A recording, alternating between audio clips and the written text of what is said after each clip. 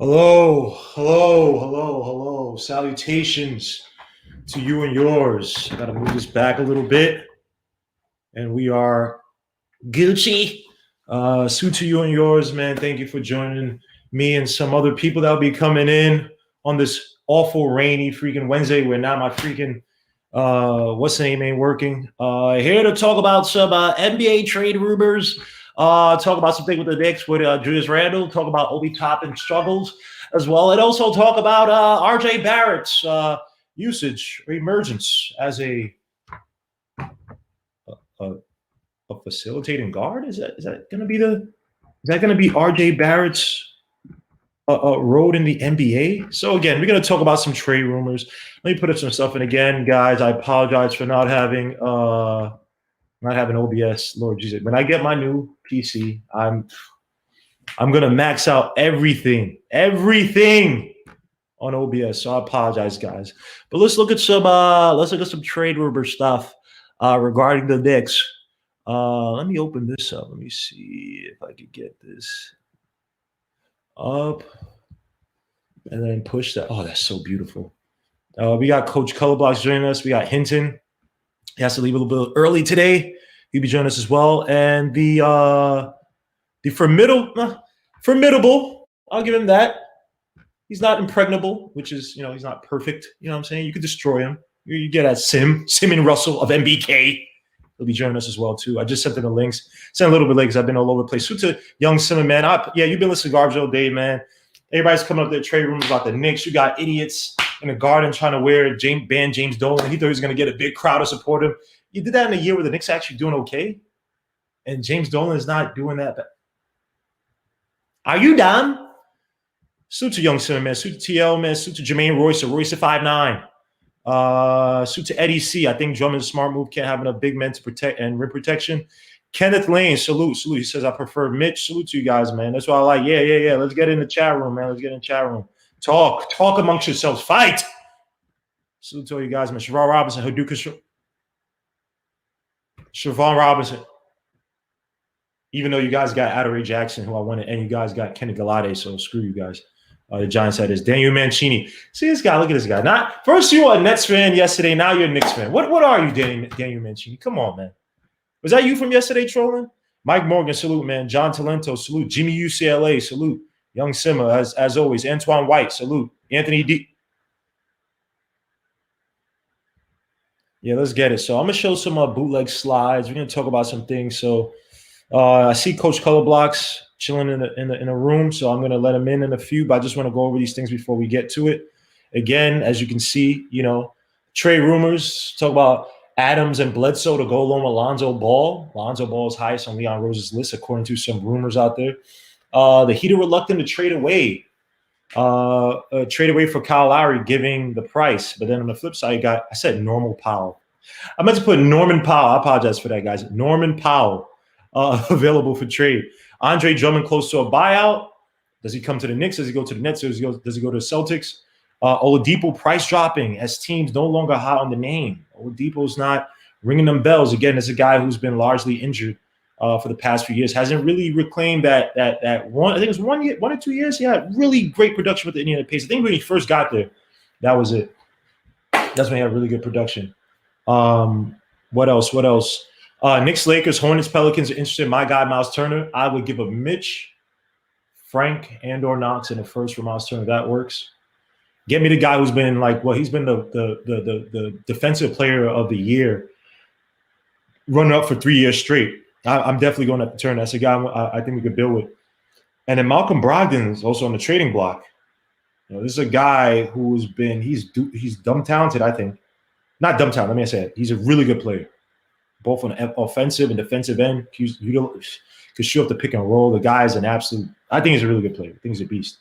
But he's a guy who's been getting injured. He's 2 years into $85 million contract, something like that. Last but not least, Aaron Gordon's on the block. Is Terrence Ross as well? So you're gonna look at some things, man. So I'm gonna let my guy and Coach Colorblocks wait for a few more other people. I believe Hinton is also running a little bit late. Let me see. Hopefully I sent Sim the right freaking image. Yeah, it should be the right image. It should be the right. Yep, that's right, man. So he'd probably be coming in a few. And then who else? Who else? Somebody else. I don't know why my brain is in splatter right now. But let me get to my guy, Coach Colorblocks. Coach Colorblocks, how you doing, bro? I'm doing well, man. I spent all day looking at Obi Toppin stuff. Oh Lord, we gotta. All We, day. we I know we're gotta. not there yet, but when that time comes on the agenda, I'm ready. Oh man, he is next up on the list, man. We're gonna get to that. See, look, and now Anthony D is on my side. Yes, Turner's being undervalued. He's a really damn good player, by the way. But I think now I say undervalued, but he just doesn't fit with Sabonis. But let's get some of these rumors out. I just got a tweet from somebody of such and such. It just said, I think it was Kevin O'Connor, said the Knicks have emerged as serious potential destination for Cavaliers big man Andre Drummond. I mean, then you have from Ian Bagley saying that as of earlier this week, there hasn't been a significant push to acquire Drummond. So again, we get a lot of noise from every which aware. But I'm not sure if the Knicks are going to trade for him. It looks like every team is waiting.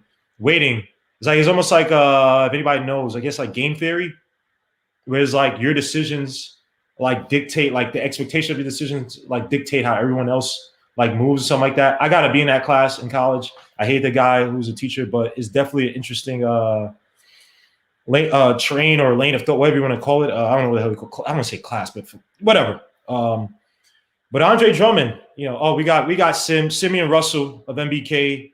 His favorite players are Terrence Ross, DSJ, Andre Drummond, all the generic players that won't ever win you a championship. And I'm talking all this trash before he gets in, so we can set the tone right and make sure that everybody needs to attack Sim. You know what I mean? So let me let Sim in here.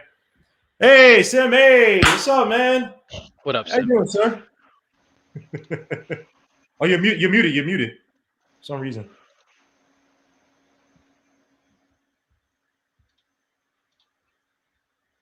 Can't hear us? We can't hear you.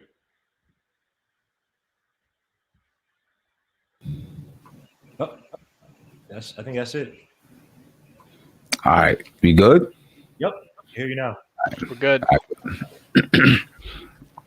How you doing, sir? I'm good. Feeling good. Did you hear my little quip at the beginning? I heard you. It's being Terrence Ross, Drummond. I heard you. Kyle Lowry, thank you, Brian. I heard you. Yes, I am a Kyle Lowry fan. Yeah, I mean, who else? What are some other generic players? And a Terrence Ross fan. Look at him. And a Frank. And I'm the first one who came out saying anything ever about Terrence Ross. That is true. I will give you that. That is your guy. But let's get to some of these rumors, man. Everything was all over the place. Now you got at least the first one. Steven Adams and Bledsoe, with their big bloated contracts. It's almost like a package deal now. But yeah.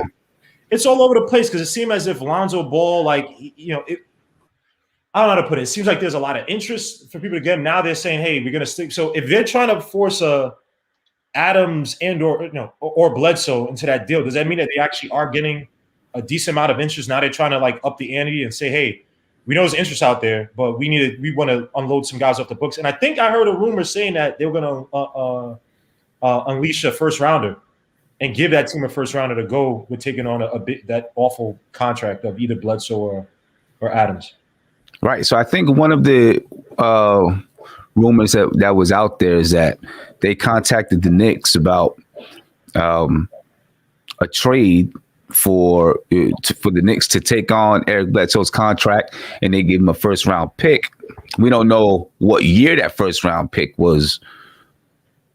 They were discussing. I don't think that ever came out what year that pick was going to be. I think there's some people who, made some speculation, but I don't think it's ever been released what year that pick would be. Still, Eric Bledsoe, man, his contract is, $18 million this year, $18 million next year, and then the year after that, you have a $4 million guarantee. If you pick up his contract, then you got to pay him $19 million for that last year. If not, then you just got to pay him $3.9 million and you let him go. I don't know. And I think the rumor was that the Knicks were looking for a team to take on Eric Bledsoe so that they could make a move for Lonzo Ball. Right. But then that other team would have to get at least probably 2 picks, right? At least if you're dumping off a Bledsoe Adams on another team while you take Lonzo and they get relief, so would that mean that you dump them to a bad team, the Knicks give up their second rounder to that team, and the Pelicans give up their first to that team. You take Lonzo, Pelicans get relief. Could that could work, right? Right. The Pelicans get relief, and that team, the other team, whoever that team is, gets some draft picks. I mean, I guess it could work if you could find a team that could take Eric Bledsoe's contract and is willing to take his contract. I don't know what team has cap space available so where they're taking his contract without sending out any other money. Right. And I was just thinking, damn it. I was trying to think OKC, but I don't think so because obviously they got the ugly Horford contract. But I think I'll look up their contract situation. But that is tough because I mean Lonzo Ball. But think about Lonzo Ball too, and I'm having this stupid argument on Twitter of all places where I'm arguing about Lonzo Ball actually being, an actual point guard. And that's not even no disrespect to him. I mean, if you look at his numbers again, he's not great in isolation. Pick and roll, he's actually pretty good, but he's best as like an off guard, right? We look at all his numbers regarding, the best lineups for the Pelicans. It's not he's not leading the team. It's him and Bledsoe, right? So he's still playing under a guard. If you bring him to the Knicks, given how Tom Thibodeau likes to operate, there's not a lot of off-ball movement in our offense. Is he actually the answer at 1? Yeah, I mean, his father says, oh, he's not a point guard, but as much as I like his father got to realize this ain't UCLA. I mean? Like, this ain't no fast-paced run-and-gun offense. You know what I mean? So how do you see Lonzo Ball fit? Do you put Lonzo at, say, as an off guard, you put RJ at the 3, and then you still try to go out and get an actual point guard? I don't know. Is he a souped-up Bullock? Because think about this. You still need a bulldog to go in there because our offense, and I know people, I'm not an Elfrid Payton fan like that, right? But if Derrick Rose's not here, Elfrid Payton is not here, our guard play is very predictable. We don't have guys who can really beat, who can beat people off the dribble. You see, IQ literally has to call that pick every single time. So if you're talking about a playoff team, you're still going to be predictable in that sense. And you're probably going to get the same thing with Lonzo. Lonzo has a 9% free throw draw rate, which is terrible. I mean, it's worse than EPs. For everybody hates EPs. So, I don't know. Someone say I'm not saying Lonzo's not a good player. He's a good player. I'm just saying, is he the answer at point guard? And we got Hinton in the building. I think that's what the Knicks are trying to mull over too, right? If he is the answer in your long-term point guard, I think if they felt like Lonzo, peace, bro. If they felt like Lonzo Ball was a long-term answer at point guard, I think they'd be pushing to make that move right now. And instead of, I don't want to say that they're dragging their feet, but I think they'd be aggressive in going and getting him if they thought that he was the long-term answer. There's probably some people in the organization that think he is, and some people that think he isn't. And so, they're probably not hot on like, okay, we just got to go get him right now because we know he's going to be our future point guard. I tend to think that he would fit well with this team. I do understand that, he's not a penetrator like Elfrid Payton or Derrick Rose. I do get that part, but you wouldn't be giving up both of those guys. You'd be giving up one of them. If you traded for him. So that would likely be Elfrid Payton would probably be, I don't know if New Orleans is trying to move Eric Bledsoe. I don't know if they would want him back or not. Obviously they're not going to be looking at him as their long-term solution, talking about Elfrid Payton.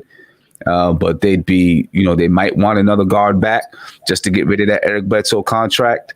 But you'd still have Derrick Rose, given along as he's healthy, that could be a guy that breaks down the D and penetrates to the basket? I don't know. It's a good question. And I don't know if you take it and put him in the starting lineup over Reggie Bullock because, I think the Knicks like the chemistry that's there right now. With Reggie Bullock there as a defender and, chasing guys off screens and doing those type of things. He may not be the guy that they try to go get. He may not be it. Yeah, it's tough on line. And again, what are you paying Alonzo? But by the way, Henson, we were just talking about Lonzo Ball. Obviously, the rumor out there that they're trying to package a Steven Adams or Bledsoe to go along with Lonzo Ball. So it seems like there's some interest because, I mean, if you're desperate, you wouldn't put that out there. You say, okay, we're just going to get, we take the best offer available. But it seems like they're getting some good interest. So they probably be like, hey, it's hot enough. We're gonna flex this deal out, and try to stick some unfavorable contracts. How do you feel about the Knicks possibly taking on a Bledsoe or Adams to get Lonzo Ball on this team? I'm gonna be mad because I'm cool with moving. I'm cool with Bledsoe because I know we can move him, but I'm mad because if we take on Adams, I like Adams as a player, but you just got hustled into taking on a more money contract. You know what I mean? They just paid that man. You know what I'm saying? So they just gave him more money. I don't know if it's the same amount, but that would be frustrating to me. Is he worth it? Maybe. In the East, yeah, it's gonna actually. When I think about it, yeah, it's gonna be worth it because you're gonna have to. You're thinking about dealing with Embiid. Yeah, you stick him on the future. Yeah, you have to think about those things, and he has the size to deal with them. I don't know if he can really handle Embiid, but he does have the size. Mitch is probably gonna have to be in that deal. That's probably Mitch going home. Kind of like Mitch, but then because still only 22, but I want to win. So if it's all about winning, then I'm all for it. So just do it if it's about winning. Now I got killed on Twitter about this, about comparing these two. And I know I'm gonna get some fire in the chat, but right now, who's a better center, Mitchell Robinson or Steven Adams? Right now, it's gonna be Adams because he has playoff experience. Yeah. Mitch doesn't have playoff experience. Mitch doesn't, he still has health problems. He sprains an ankle here. He just broke his hand. I don't know what it's going to be like for him, playing playoff games in May and June, now July. So, that's to be determined. But I do know that Steven Adams does have that experience, and it is a different game. But you do have to gain experience. So it would be nice to take that with Mitch, but at the end of the day, like I said, I want to win the title. And if I could do that 2-3 years down the road and it has to be getting rid of Mitch and anybody else, that's fine. Because I'm about the orange and blue. I ain't about players at the end of the day. And we all know Mitch don't like. I mean, we all know Sim don't like Mitch, so he's gonna pick Adams anyway. Actually, no. But look, I think moving Mitchell Robinson actually hurts our offense for someone like Steven Adams. You're right because he gets those offensive rebounds. So so does Steven Adams. Steven Adams is like the best offensive rebounder in the game. Yeah, he averages 4 offensive rebounds, bro. But it's not just that. Mitchell Robinson helps to spread the floor because he gets up vertically. Steven Adams doesn't get up that way.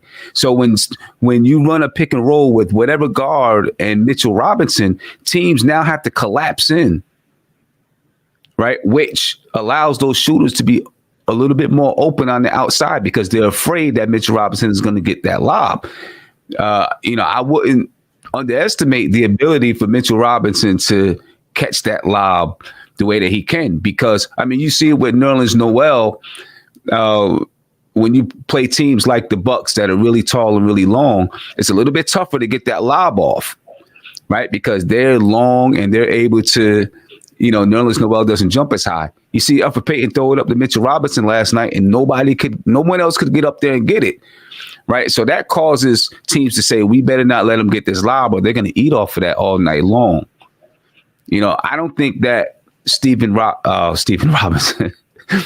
Adams brings that dimension. He can offensive rebound, and he's good at it, and he can rebound the basketball.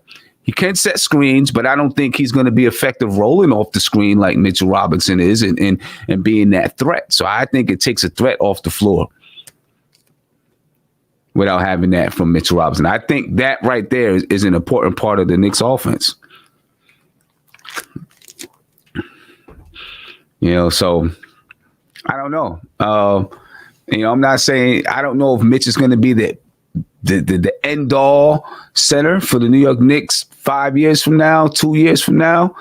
But I don't think I'm messing around with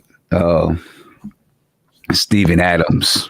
I'm not even excited about trying to do that with Eric Bledsoe, to be honest with you. I agree. Especially if I can't move him. Yeah. Like, I know I'd be able to move him over the summer though, but I would want to move him now because I know I can get something for him now. Even though I'm gonna get something later, but I'd rather get it now. Yeah, and then look, Steven Adams, he makes $29 million this year, so you got to match the money to make the move for him for this year. Then next year he makes $17 million. The year after that he makes $18 million, which I guess it isn't too bad. Well, I don't know. He's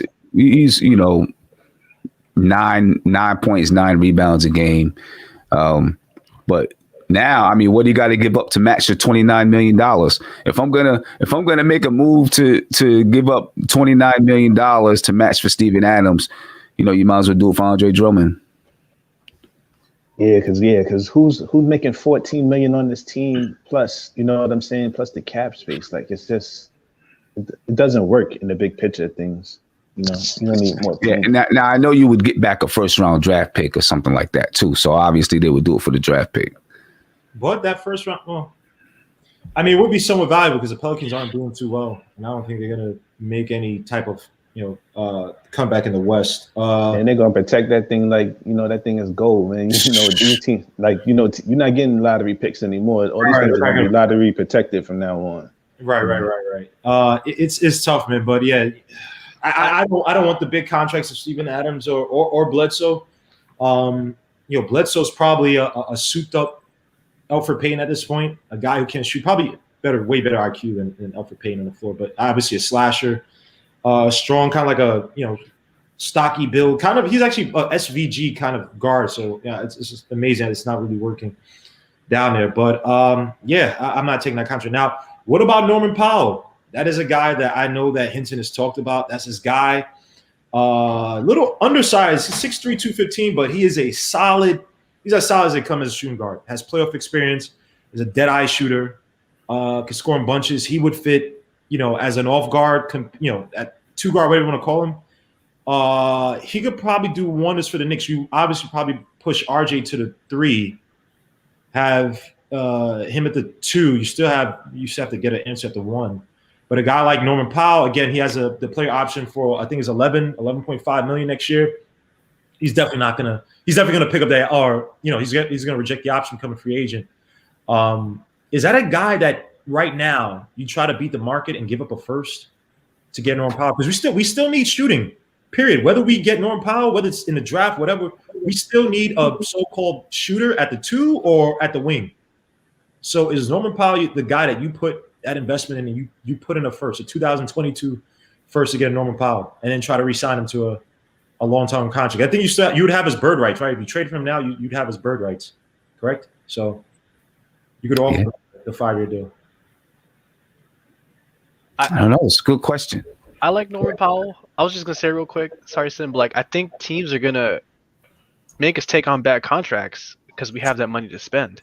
Unless we spend all that cap space on a big-time player, if we look for these middling players like Lonzo or whatever, every other team is going to say, well, take our trash too, It's something to think about.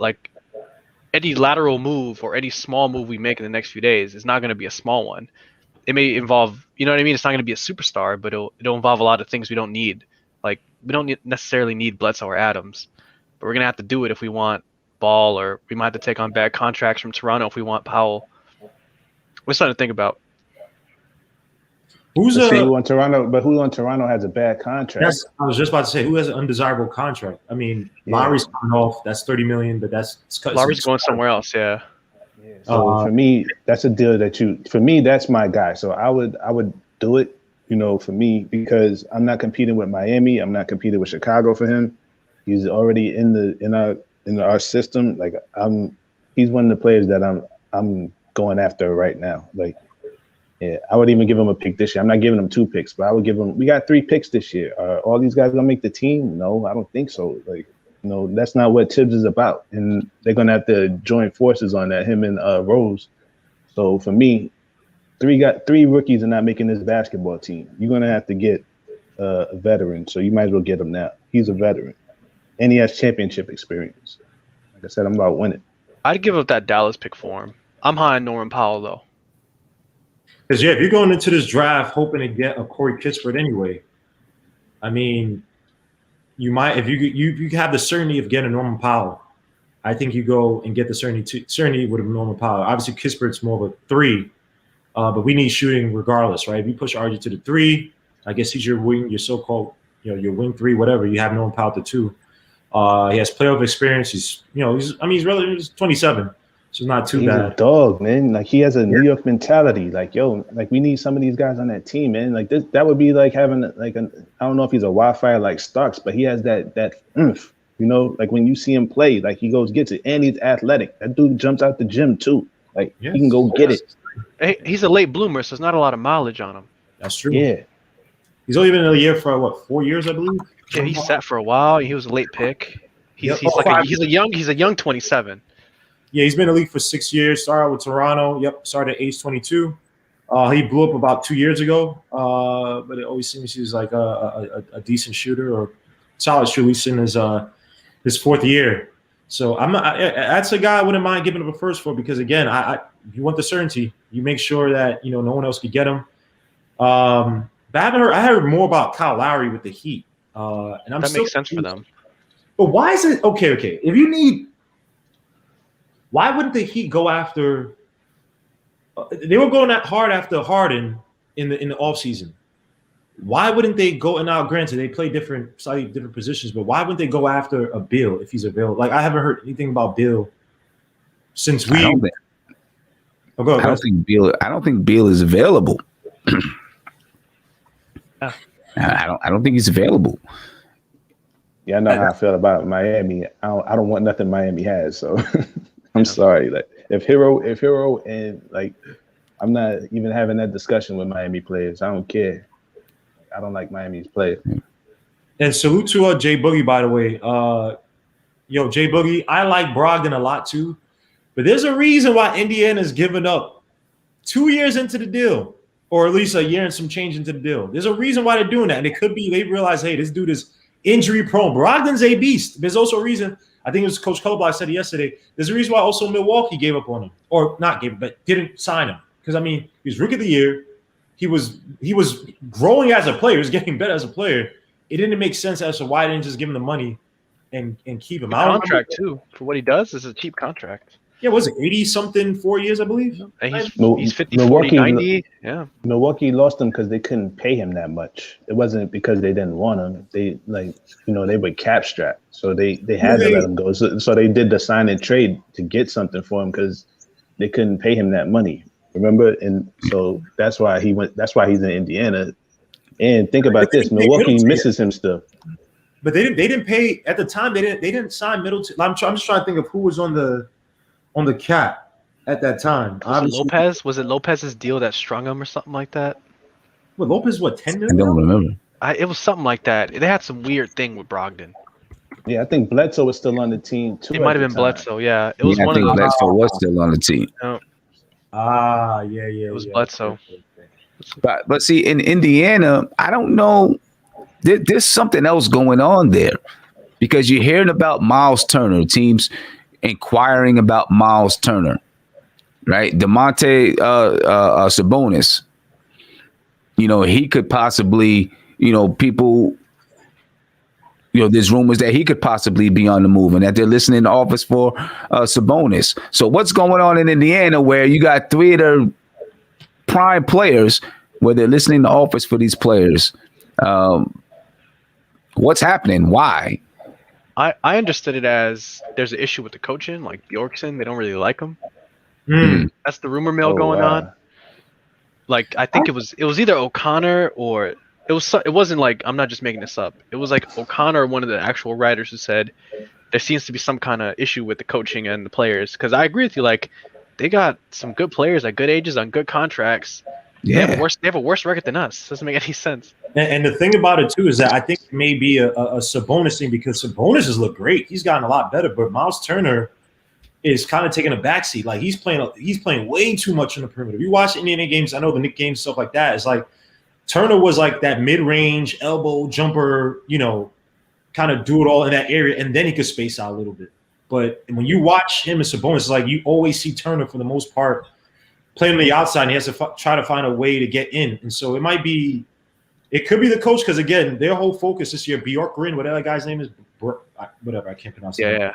That team should be a top 3 team in terms of talent in the East. Easily. I don't know what's going on. Like, Easily. I don't think they should have a basketball team. Like every time they build it up, they always wind up breaking it down, because they it's weird. Like what? They have all, like they've done this for 20 years. Can't understand it.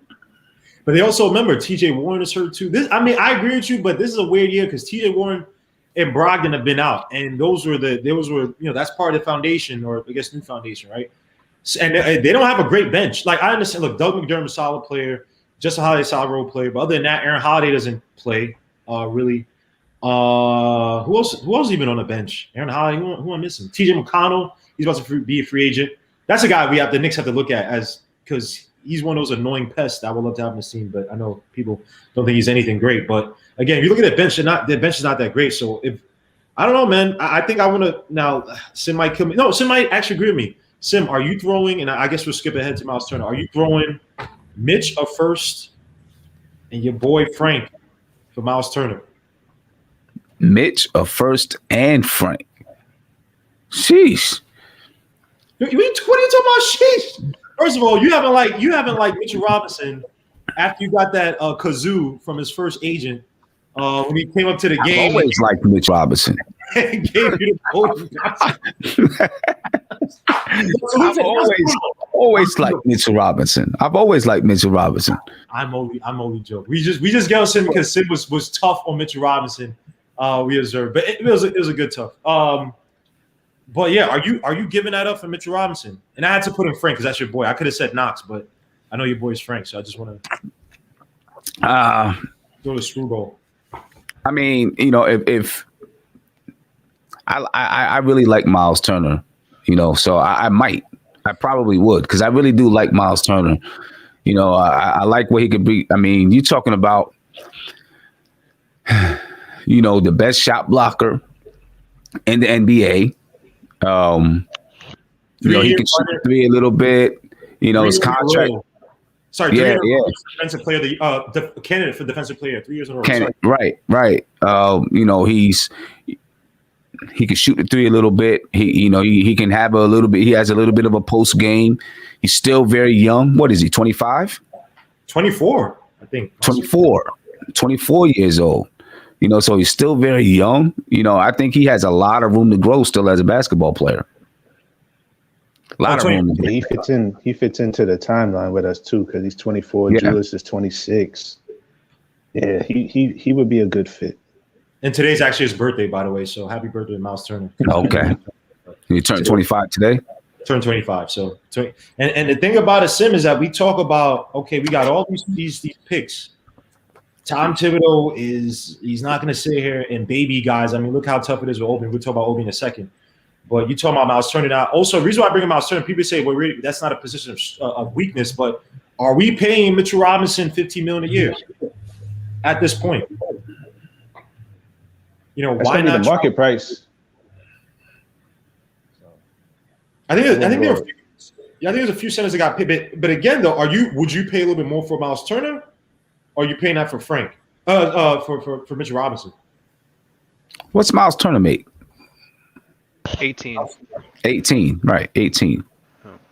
I mean, I'd much rather pay 18 for Myles Turner than 15 for Mitch. Yeah. Especially because he can score a little bit. Like Mitch's points gets off offensive rebounds. Like you could actually make plays with Turner. You can use him differently. And I mean, I just, after watching Mitch yesterday, he just did not look. I don't know if anybody saw it, but I got so pissed when he had the ball up top. Alex Len played like 30 feet away from him. And Mitch didn't even look up. He just looked to just hand off the weave. And I was like, are you serious, dogs? Like, just like do something, like drive, take a step, shoot the little mid-range, do something. And he was outside. He had a double-double yesterday. He had 16 and 11 yesterday. Yeah, he did. On a humble. It's against who, though? It's against. No, I'm not. No. What I'm saying, though, I'm not saying that he can't be productive, right? But again, one, we're playing the Wizards. Two, with Mitchell Robinson, it is, it comes down to a money thing, right? It's like, to me, you got a guy like Myles Turner who I think that he would fit great with Randle, because we just saw about how Adams takes up. C-Mac said, I'll be making them Scott Layden type trades, man. Screw you. Screw you, man. I don't care what no one says. I'm trading Mitchell Robinson, who I think is a good player. Didn't Scott Layden want Oster tag on the Knicks or something like that? Whoa, yes, he did. I did. Oster tag. I would never trade for Oster tag or Brian Reeves from Grizzlies, if anybody remembers Brian Reeves. But no, I'm not doing that. But Myles Turner, I think, would be excellent for this team. Duke Strong thinks it's a bad trade too, but everybody else here is saying it's not necessarily. Sim, did you say it was a bad trade? I mean, I'd give up a first and Mitch. I don't know if I'm giving Frank too. What?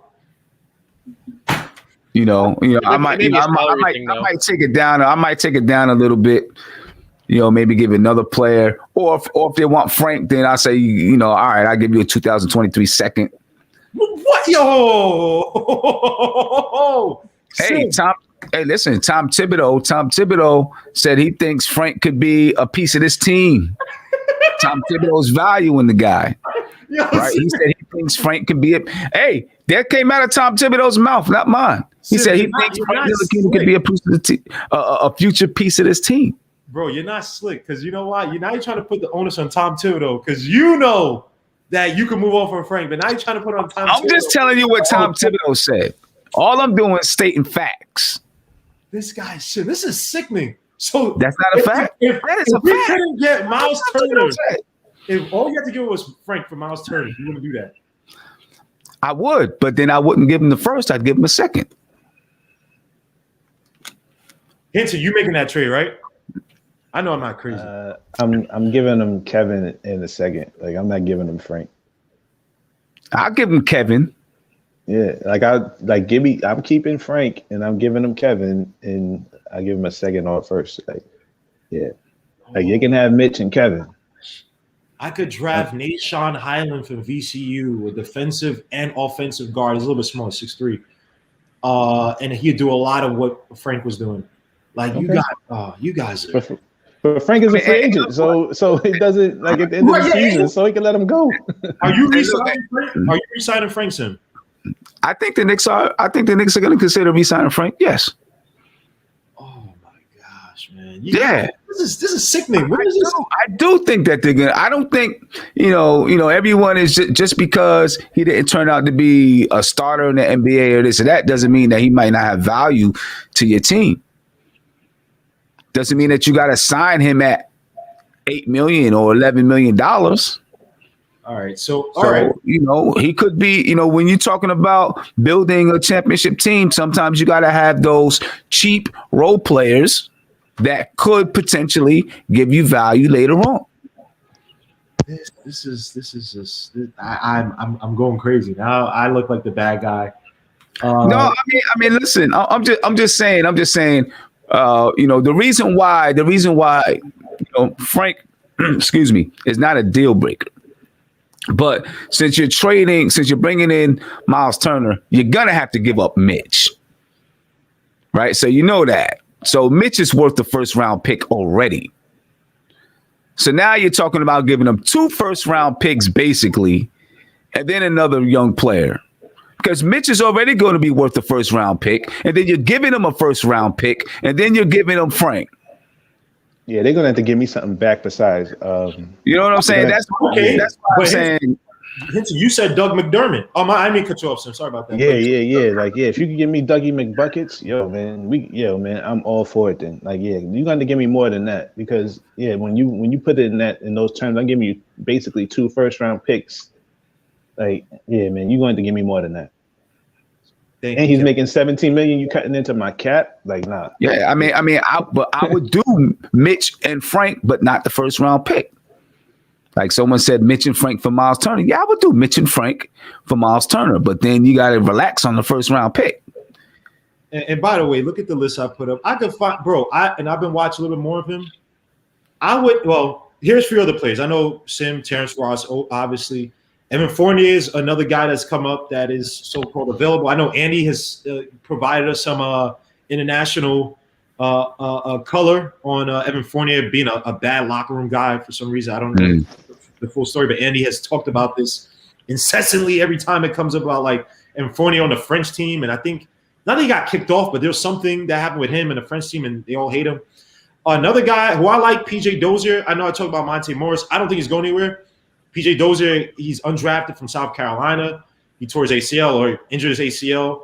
He's been moving around. He was on, I think, Celtics, OKC, and then the Nuggets.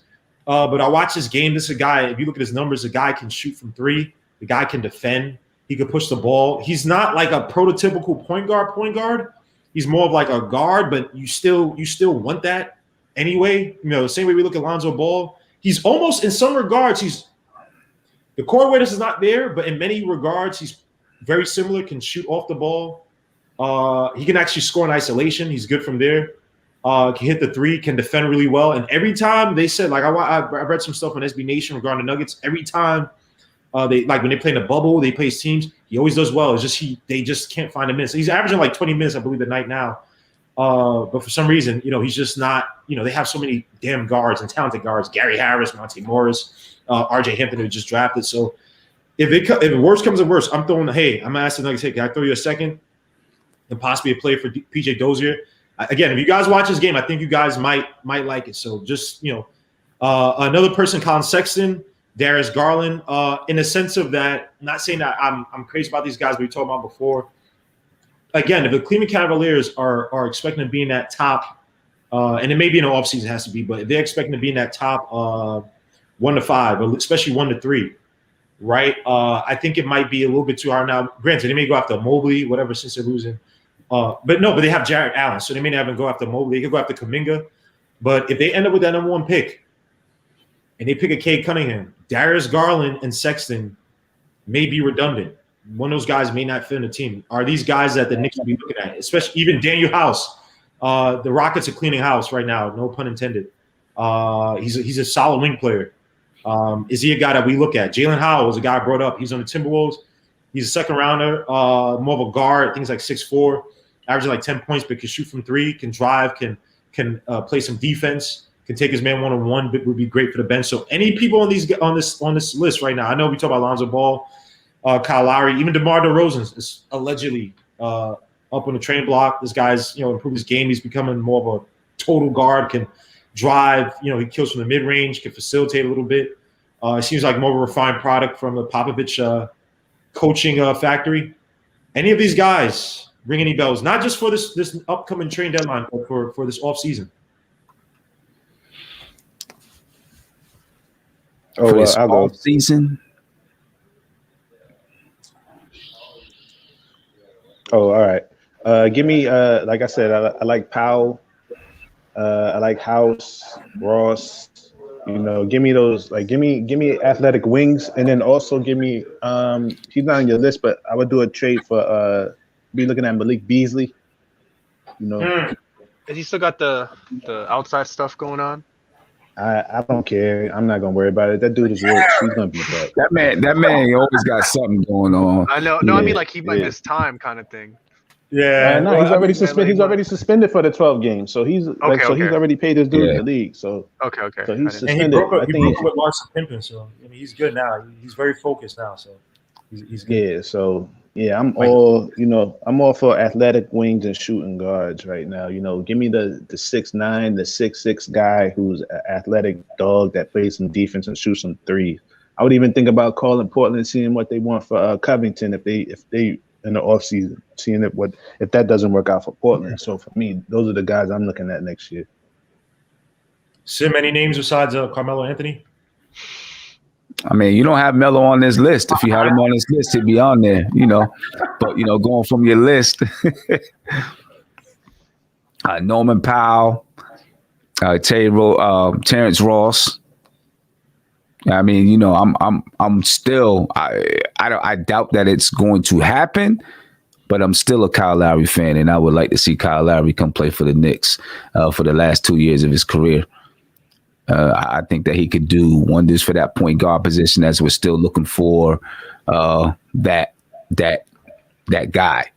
You know what I mean? He's going to end up somewhere, maybe end up somewhere on a championship contender for the remainder of the season. But then I think he probably ends up in Philly. Kyle Lowry. They were talking Kyle Lowry. I keep hearing the Heat. Like, they just keep talking about the Heat, but it's like the Heat, obviously. I don't know what's up with the Heat, man. I mean, obviously, I am trained. I heard one of the prices was including Tyler Hero, which I think is sickening. I'm not trading that for a 1-year rental Kyle Lowry. I'm still taking him, but right. It's weird how the Heat have just not been making really any moves. And where they're right. Let me see. They're just above us. Right, it's still in flux. Right now, the Heat are in. But also, they have cap space, so for next year, so that's why they're holding out too. So, like I said, now us and the Bulls, us three in the we're gonna be in competition for the same teams in the offseason: the Bulls, Miami, and the Knicks. Yep. And the Lakers, I think, are interested in Kyle Lowry as well.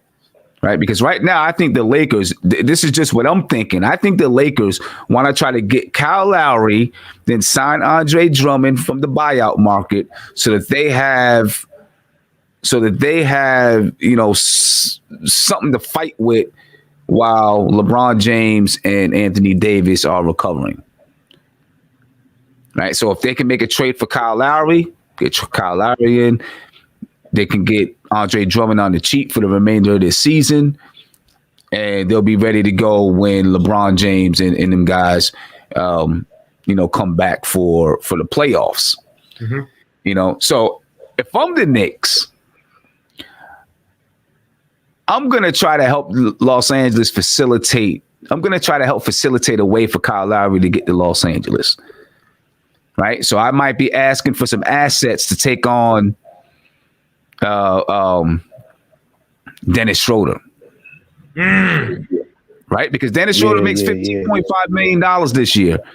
He's in the last year of his contract. Mm-hmm. So if you can help the Los Angeles Lakers facilitate a move where, Dennis Schroeder comes to the Knicks, maybe we get a second-round draft pick or even a first-round draft pick if they have it.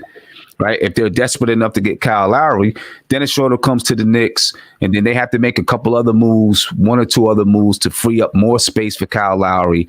Then they make the trade for Kyle Lowry, and then the Knicks, the only thing we've done is use that $15 million. Yep. Now you can get. I think the Lakers got that 2027 pick. I think that's the next pick that they can actually use. So actually, that's having some foresight. So I think that would be a good move to do. Right. So then, you get a point guard that can possibly help us this year. Someone who can penetrate. It's not really a great shooter, but, decent enough to penetrate. He'd be better than Elfrid Payton. And then you still have you didn't mess up anything as far as salary cap space for next year or beyond. And you picked up a draft pick out of it. That's something that I would look to do. I'd reach out to the Lakers and say, hey, if you got some other things in place, we can help you facilitate that. Only thing, though, I feel like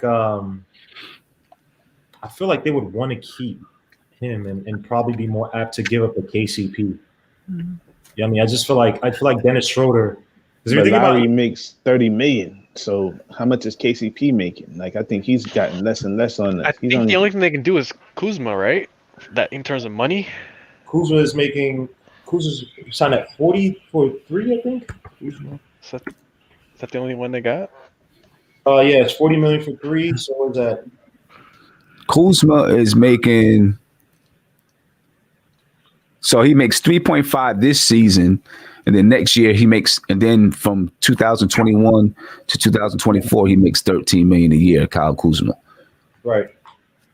but the Lakers, they I think they've made KCP available, Montrezl Harrell available, and if you take those three guys, Dennis Schroeder, KCP, Montrezl Harrell, and you move those three guys, because they did also say that they were listening to just listening for Dennis Schroeder. You take those three guys' salaries, you have enough to pay. You have enough salary cap space for Kyle Lowry, right? So now you free up that room. Obviously, you're going to have to make some other moves and, some other trades to bring in Kyle Lowry. You're going to have to give up whatever else you're going to give up. But it's something that could be possible. If the Knicks want to try to jump in there and help facilitate that, and then still in the offseason, try to bring Kyle Lowry back to the Knicks. You can even throw in Austin Rivers over there. Give them exactly. Austin Rivers, for shooting. Bought out too. There's So a tweet that just went out talking about him possibly being bought out. So Right. This would definitely be an interesting trade deadline, man. Everybody's holding their cards right now. No one knows what the hell is happening, which I guess is good for the Knicks front office. They've been relatively quiet for the most part, probably for all of it. But let's talk about some more concerning things. I was gonna say, just last thing. I think in terms of fit, Norman Powell is my guy. Oh I yeah, think for what this team needs right now. Yep. He's 6'3", but watching him play, he plays real big. Mhm. He like plays in the post. He hits threes. He guards wings.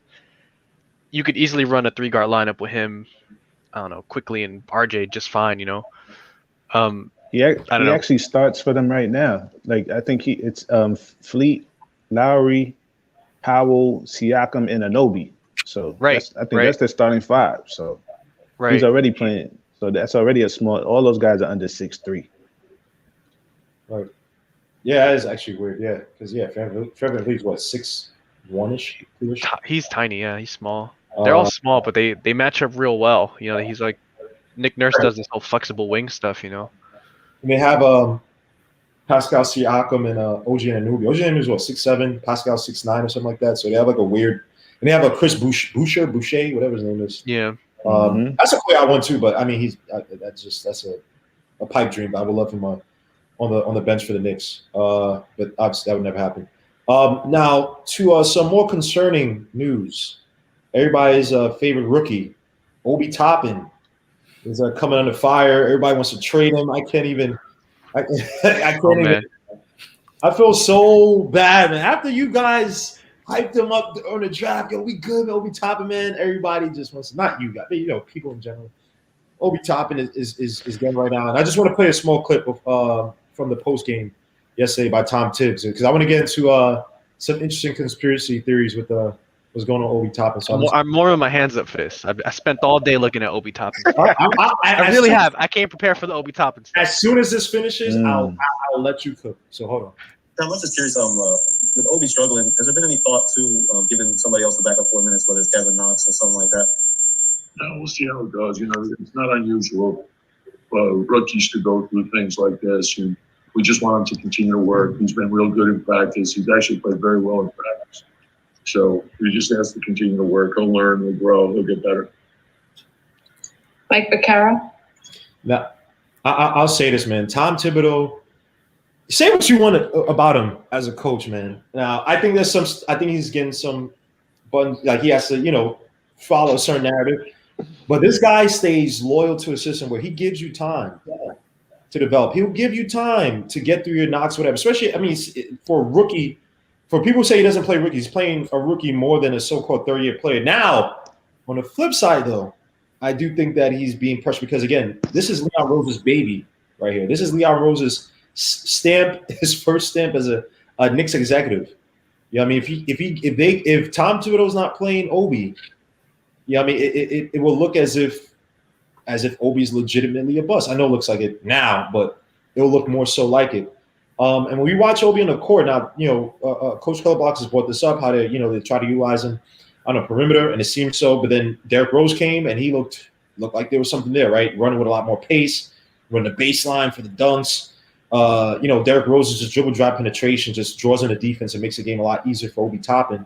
But then again, we saw yesterday and a few games ago where, his post-up game is absolutely putrid. He has no strength. His lateral movement, especially on defense, is piss poor. And then yesterday, we're up by, 30-something? The league goes down to like almost 19 or 17, whatever it was. And he had to bring Randle back in the game. You saw Randle talking to Obi Toppin on the sideline. And it seemed like everything was on Obi Toppin. I mean, there's a whole lineup, but, that's whole second lineup or, the bench players who were in who kind of let the lead fall. But Obi Toppin right now, what can you do on the court until, say, Derrick Rose comes back? How would you guys utilize Obi Toppin to get the best production out of him too and actually develop him? He's being hamstrung right now, having to play behind Randle, which think about this. For all the top picks, a lot of these guys outside of maybe Stephen Okongwu are getting their time to develop, get through all the nasty, ugly parts of their game, and they're not being like harshly judged. He's probably the only guy, or one of the only guys, rookies, where he's on a so-called a team fighting for playoff contention. His position is taken over by a guy who's had a great resurgence as an all-star, who's looking like a so-called franchise player for this team. So he's between a rock and a hard place, and he has no real place to actually grow and go through his growth spurt. So give me some color. How the hell – and I'm going to let Coach Colobaz go, but just keep me on. How the hell do we get the best – how do we develop Obi Toppin on this team? But go ahead, Coach, because I know you want to kill him. Oh, no, I don't want to kill – I have a whole thing about – I was going to let other people go first. Oh, he wants to save it for last. Can I go first? Can I go first? Because you guys are going to be more analytics into it than me, right? So with Obi, right? Obi is the type of player that everywhere he's gone, he's always sat and built himself up into that league. So he's a building player. You know what I mean? Like he'll go to high school, he'll sit for a year, then he'll play the next year, learn to play, then he starts dominating, right? So he did that in college too. He went to prep school, then he went to Dayton. He sat for a year. Been with him, but it's going to take a couple years. But right now, he just should not be playing that right now because you'll have Kevin doing that. But that's just me. The best way you develop him is to sit his ass on the bench. I'd sit him down at 0. Yes. Yeah, no, it could. Yeah, it's StreamYard. It might just be Stream. Right, and then it came back up in enough time, but 100 and something people that was watching too. Absurd. Why? This is terrible. Why are you guys saying this, man? This is Obi's fault. Because he needs to sit. Obi has been pretty. But it's unfair, man. Like he don't really. There's no real. With Thib, so he couldn't trade. Remember, they couldn't trade Randle. The plan was to trade Randle, be as bad as we could while trying to win games at the same time with Obi as a star player, and we would have been in the lottery. We'd probably be in the top 5. We'd be still one of the worst teams in the league. Because you could cut 10 wins off just by having Julius easy. All right, yeah. For the guys who are still in here, I'm gonna. They're saying someone said spoke too soon. Hold on. I'm creating the streamer really quickly, just to get this out. Because YouTube is working perfectly. What the hell is wrong? Oh, I was set to use StreamYard to actually have this conversation, guys. I'm getting a new PC, by the way, so because this is I don't know what the hell's happening. I need to use OBS. Oh, it seems like it's fine now. It's probably StreamYard though. That's the only one I can use. Now they're saying is good. Like I'm looking at it now, it looks good. So yeah, it's probably StreamYard, something with their server. All right, yeah, they're saying it's good. They said stop downloading nasty things. Hello, YouTube. They said blah, blah, blah. All right, we good. Yo, we back? All right. I guess we're back. So, Sim, if you go through that whole sit your ass down. That's all right. I love going through it. I love going through it again. We're back, boys. Love going through it again. We're back. Talking about Obi Toppin, how do you develop Obi Toppin right now? I'll say it again. You sit his ass on the bench and you don't let him get off for at least 10 games. You don't let him get off because, in my opinion, you keep putting him out there, and you compound whatever it is that he is not doing that you want him to do. You keep compounding it, right? You keep compounding it. You keep compounding it.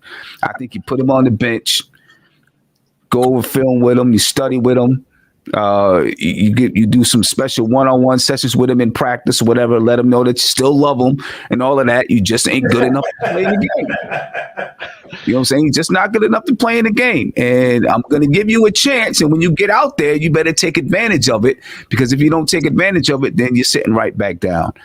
I think that's what you got to do. Because we keep hearing all of this stuff about Obi, and he didn't get it. I'll say it again. People keep saying he didn't get a summer league. No rookies in the league got a summer league. He only had a week of training camp. Every rookie in the league only had a week of training camp. I get it. He's playing behind Julius Randle, but I still do believe if Julius Randle was not here, he'd be getting snatched off the floor because he plays bad defense, and he played worse defense against other teams starting power forwards, right? He would get killed every single night. Right? So he would still be getting pulled off and sat down, I believe. And, there would have been some backup power forward that they would have picked up if they would have moved on from Julius Randle or whatever it was. Some backup power forwards they would have picked up that would have been playing over Obi, and everyone would have been mad. We got Obi, who is our future, and we got this backup guy that, has been bouncing around the league all over the place that's playing over Obi. I'm tired of playing these veterans over our rookies. And everyone would have been saying that, not understanding that Obi just can't play defense. You know what I'm saying? He's terrible. So, Tom Thibodeau's not that kind of guy. And to me, that's just not how you teach a player. You don't just keep throwing them out there when they're making mistakes and stuff like that. You got to pull them out the game. That's why I was glad that they didn't put him, Tom Thibodeau didn't put him back in the game last night, even though the Knicks were up 20, because what he's telling him and showing him is, I don't care what the score says. I care about your performance, and if you're doing the right things, and if you're going through the process, the proper process to be successful in the league. So he didn't put him back out there on the floor. So yeah, that's what I think Tom Thibodeau's got to do. Just sit him down. Sit him down. I will say, and thank you, Michael Parker. Thank you so much for the $5 super chat. Says you develop Toppin by bringing in Lonzo Ball. Any more questions? That's actually because he does play more up tempo. I think he would actually fit perfectly, when I say perfectly, he fit well if they actually geared the offense to be more with better pace, where these guys are running a lot more transition. Obi would probably throw Lonzo, but again, you don't just bring in Lonzo and then probably an awful contract with Bledsoe and Adams just to get Lonzo, unless you didn't have a Julius Randle and his team was just putrid, and we had nobody on this team and no future. You're just trying to find some semblance of offense or something like that. Go ahead. I was just going to say that, remember, Tom Thibodeau's offense is not D'Antoni's offense. So it's not the same thing. You kind of want him to run and gun like Amari Stoudemire. That's who he was compared to, even though I don't think they were this. But offensively, they could be a little bit alike. So this was just a bad matchup for him. You know what I'm saying? In terms of the offense being run. This is a handoff pitching, and doing all that stuff. Doesn't work for him. Right. And I don't think Tom Thibodeau is worried about the offense. I don't think he's worried about if he shoots an air ball or this or that. I think the reason why he snatches him out is because of what he's not doing on the defensive side of the ball, and the hustle part of the game. I think that's the reason why he's pulling him out. He's so incapable. He's not a good defensive player. He's a terrible defensive player. Like I said, Daniel House blew by that dude so bad that day, and I was done with him after that day. That Houston Rockets game, I saw Daniel House blow past him. I was done with him after that day, because I know you're never gonna get any defense out of him at that. You'll get some block shots, but in terms of you just sitting there, no, it's not gonna happen. His lateral movement is so trash. I've never seen somebody not, and it's not like somebody went back doing I can't find. It's like The guys in front of him, all you have to do is just make one decision either way, and you have a 1 second head start on Obi. It is bad. It's putrid. This is a Leon Rose. Whew. This might be a flubber, man. This might be a flubber. Now, hold on. We didn't get to Coach Colorbox. Coach Colorbox got a whole binder of just awful. I actually have notes. I have a yellow legal pad right next to me, bro. When you were like, come on the show, and then I saw you queue up the title where you're gonna talk about Obi Toppin, I was like, all right, I gotta come correct for this one. Oh my Lord! All right, I'm sitting back. Go ahead, sir. The findings are not great, man. I think we got duped with this pick. We got duped, hoodwinked, bamboozled, led astray. If I may quote Stephen A. Like, and I didn't like the pick from jump, right? But I remember watching his highlights and be like, oh man, this dude's 316 in games. I imagine him at the Garden, and I think we all felt trapped to that, right? It's like we see the highlights, and he's flying everywhere, and it's great. And you could just see him running the fast break at the Garden, everybody going crazy, and they're like, all right, take him with a top 10 pick. But I did a deep dive into a few of his Davidson games, and then there was one game in January against the Celtics, which I think was his best game. He had 12 points in like 10 minutes on 5 of 8 shooting. But then he got pulled and never saw the court again. So I was like, let me investigate why he didn't. And if you kind of look at why he's getting pulled and you tie it to what his strengths and weaknesses are as a player, my conclusion is that, and why I said we got bamboozled, is that he's about as far away from an NBA ready prospect than you probably could be. In reality, this guy's really, really green. I don't think he's a bust. I think he has a lot of things that you can translate to being a productive NBA player, but I don't know where this whole NBA ready thing came from, except for the fact that he was the Wooden Player of the Year. I think people saw that and said, well, he must be NBA ready. But like, I really sat down and looked at what he does and doesn't do on defense and offense. And I'm like, well, if this were touted as a project pick and we took him, I'd be okay with it. But I just want Knicks fans to know, like, he's a few years away. Take that how you want to, but he's definitely a few years away from kind of contributing to a top, productive player in the NBA. And there's like the big question. I guess I'll kind of break this down. The big final question for Obi Toppin for me is, what is his position in the NBA? Because I don't really know what it is. He's not a defender, so you can't really put him on the wing as a 3, and he can't dribble, so you can't mismatch him against 4s, and he doesn't rebound, so you can't play him at either wing swingman spot. So that's gonna always be a question for me. Is like, in honest reality, I'm just being honest. It's a little sobering. We're gonna play playoff games pretty soon.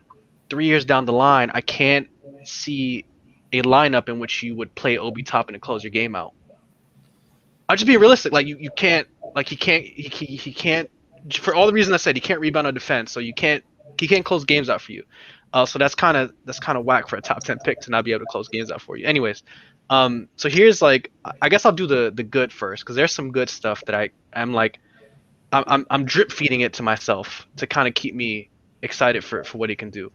The first thing, and I'm glad Stem brought this up earlier, vertical threat. This guy is vertical more than, like, he's like top tier NBA percentile wise of just being a vertical threat. Like, the way he gets from north to south is legitimate top NBA. Like, once he leaks out on a defensive rebound or a fast break, he's down the court in like 2 seconds. Like, you can't teach that, and that's something that we should be using to our advantage. So that's really good. Also in transition, like, he finishes in transition. I mean, this guy literally does through the legs dunks in games like that. You can't ignore that. I don't care what he's doing on the court or not. You can't ignore that. The strides are really good. He leaks out and gets down the court in like 2 or 3 seconds. He can run with anybody. In the half court, his verticality, I guess we call it. It's like Mitch, but better.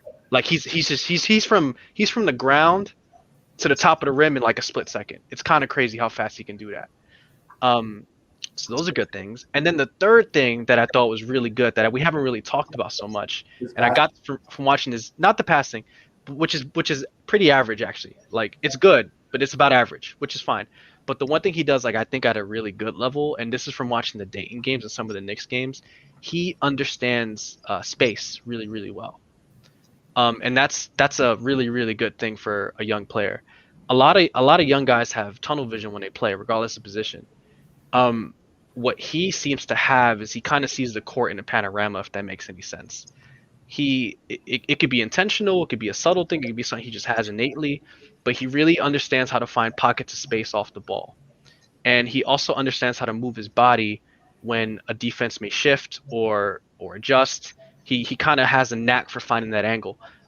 Think like Rip Hamilton, right? Rip Hamilton was a $180 but was always open. Obi's kind of the same way, just understanding angles that are really complicated and really advanced way for his age. So that's a good thing. Yeah, Hinton.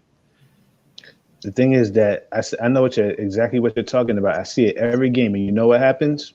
The point guards never see him. They always miss him.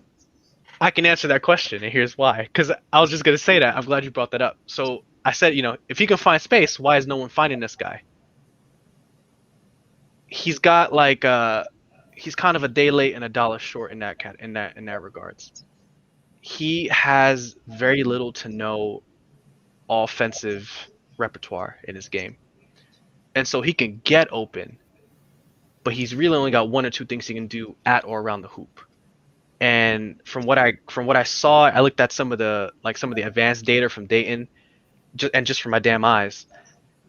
He really can only give you a vertical threat. Like that's it. That's all he can do.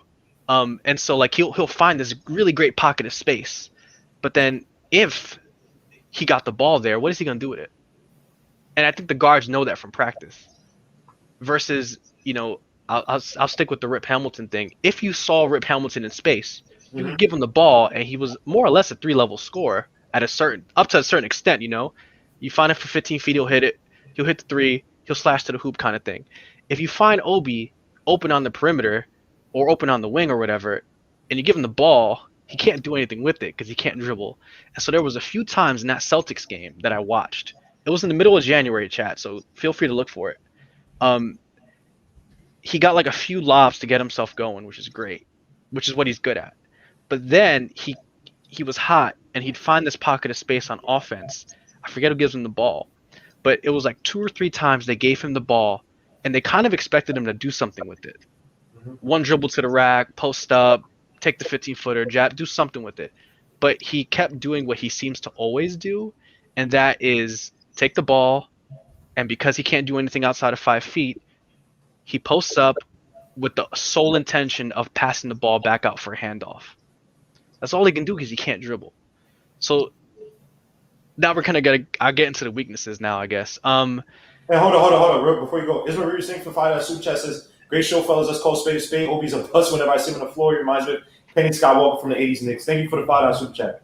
Continue. He's not wrong there because Skywalker was the one I thought of. But anyways, I'll go back to what he's not good at, but what I still think there's some kind of potential with. I'll start with the post thing. When I watched him get into deep positions in the low post at Dayton, it was usually against a smaller guy. So, we got to call that for what it is. Even the tall guys were skinnier. They weren't NBA bodies. So he'd post, he'd dish out, he'd repost, he'd dish out. He'd do it till he kept pushing the guy a few more inches back. He'd find the ball basically at the restricted area and just put it up. Yeah, Hinton. Can I add? You saw proof of that yesterday when he couldn't post up Westbrook. Yep. Yeah. And so that's kind of alarming that you can only kind of repost against weaker guys. But when he gets the ball in the post, and we can see this now when he plays with the Knicks, he doesn't have any repertoire in the low post. None whatsoever. He has no hook shot. He has no drop step. He has no hop step. He has no hook shot, I said. He has no sort of jumper, like a baby jumper or baby hook. He can only kind of keep backing a guy down and then put the ball up because he's, again, a vertical threat. So sometimes it's a drop step dunk like Shaq used to do against the really small guys. And other times it's just back down, back down, back down. I'm going to go up and then throw the ball at the hoop. And usually he finishes, because I forgot to add this as a positive, he has pretty good hands around the hoop. He finishes through contact very well. And so more often than not, he had a decent enough touch to just kind of finagle the shot and get it to the back of the rim. So if you're going to look for any kind of low post sort of refined game, you're not going to find it. So that's the first thing for the low post. The second thing is where I guess most of the contention is going to come from. I may need Sim to back me up here.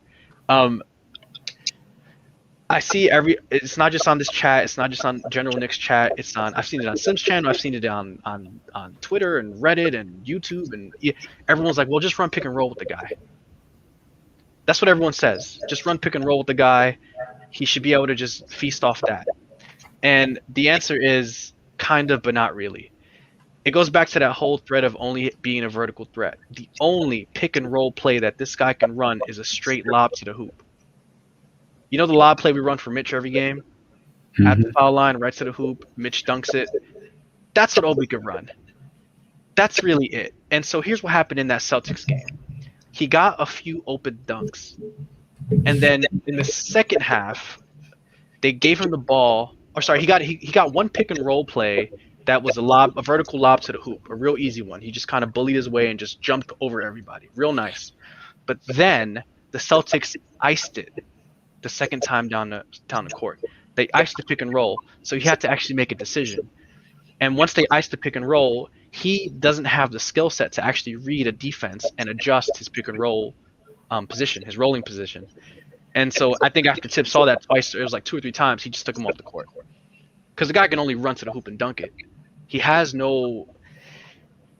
The whole thing about... I don't want to get to the whole thing about pick and roll, but you can't just simplify pick and roll to... You set a screen and then you just go towards the hoop and stuff happens. There's a whole lot of small steps in between that players need to show. One, they need to show that they were doing at the level before the NBA. And 2, there's an innate skill set you need to have that allows a player to do that. And this is sort of the last thing about it. Obi doesn't have a mid-range game. The pick and roll game, chat, is 100% connected to the mid-range game. They are more or less the same thing in terms of the positions they cover on the court, and the skills are essentially easily translatable. If you look at the history of the NBA and you look at good roll men, they were usually decent mid-range players and vice versa. You could probably find a mid-range player who can probably do something in the post because the skills are more or less the same, especially involving the footwork, the angles, how you're running off shoulders, how you're reading the defense, and so on and so forth. And so what I don't see Obi doing is showing no skills, or I don't think he's ever shown no skills before. Yeah, that's kind of it. I know I'm getting a lot of pushback on that, but I don't see him having the skills to actually do something on a pick and roll. He kind of, whenever he screens, he sets a pick and then he holds a lot. He doesn't really sprint right towards the cup. So what he'll do is he'll hold, and then he'll hold a little too long, so his guard will drive towards the hoop, but he's out of the lane of vision for his guard. And because Obi's not really a shooter, you can't really use him in the pick and pop. So he kind of takes himself out the play often.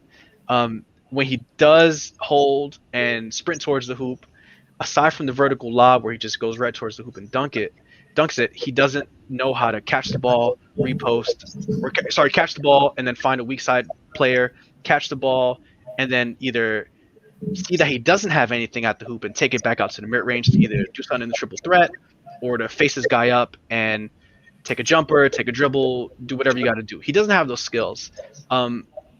If I were Thibodeau, there's like 2 things I would work on with him, because I still think, with all that said, I still think there's a path for him to play. One thing is going to be shooting. Right now, he just needs to establish himself as a pick and pop guy, and just be a mismatch for bigger forwards. He needs to catch the ball, see the screen, pop out, shoot the ball. That'll be the good one. That'll be the first good one he needs to do.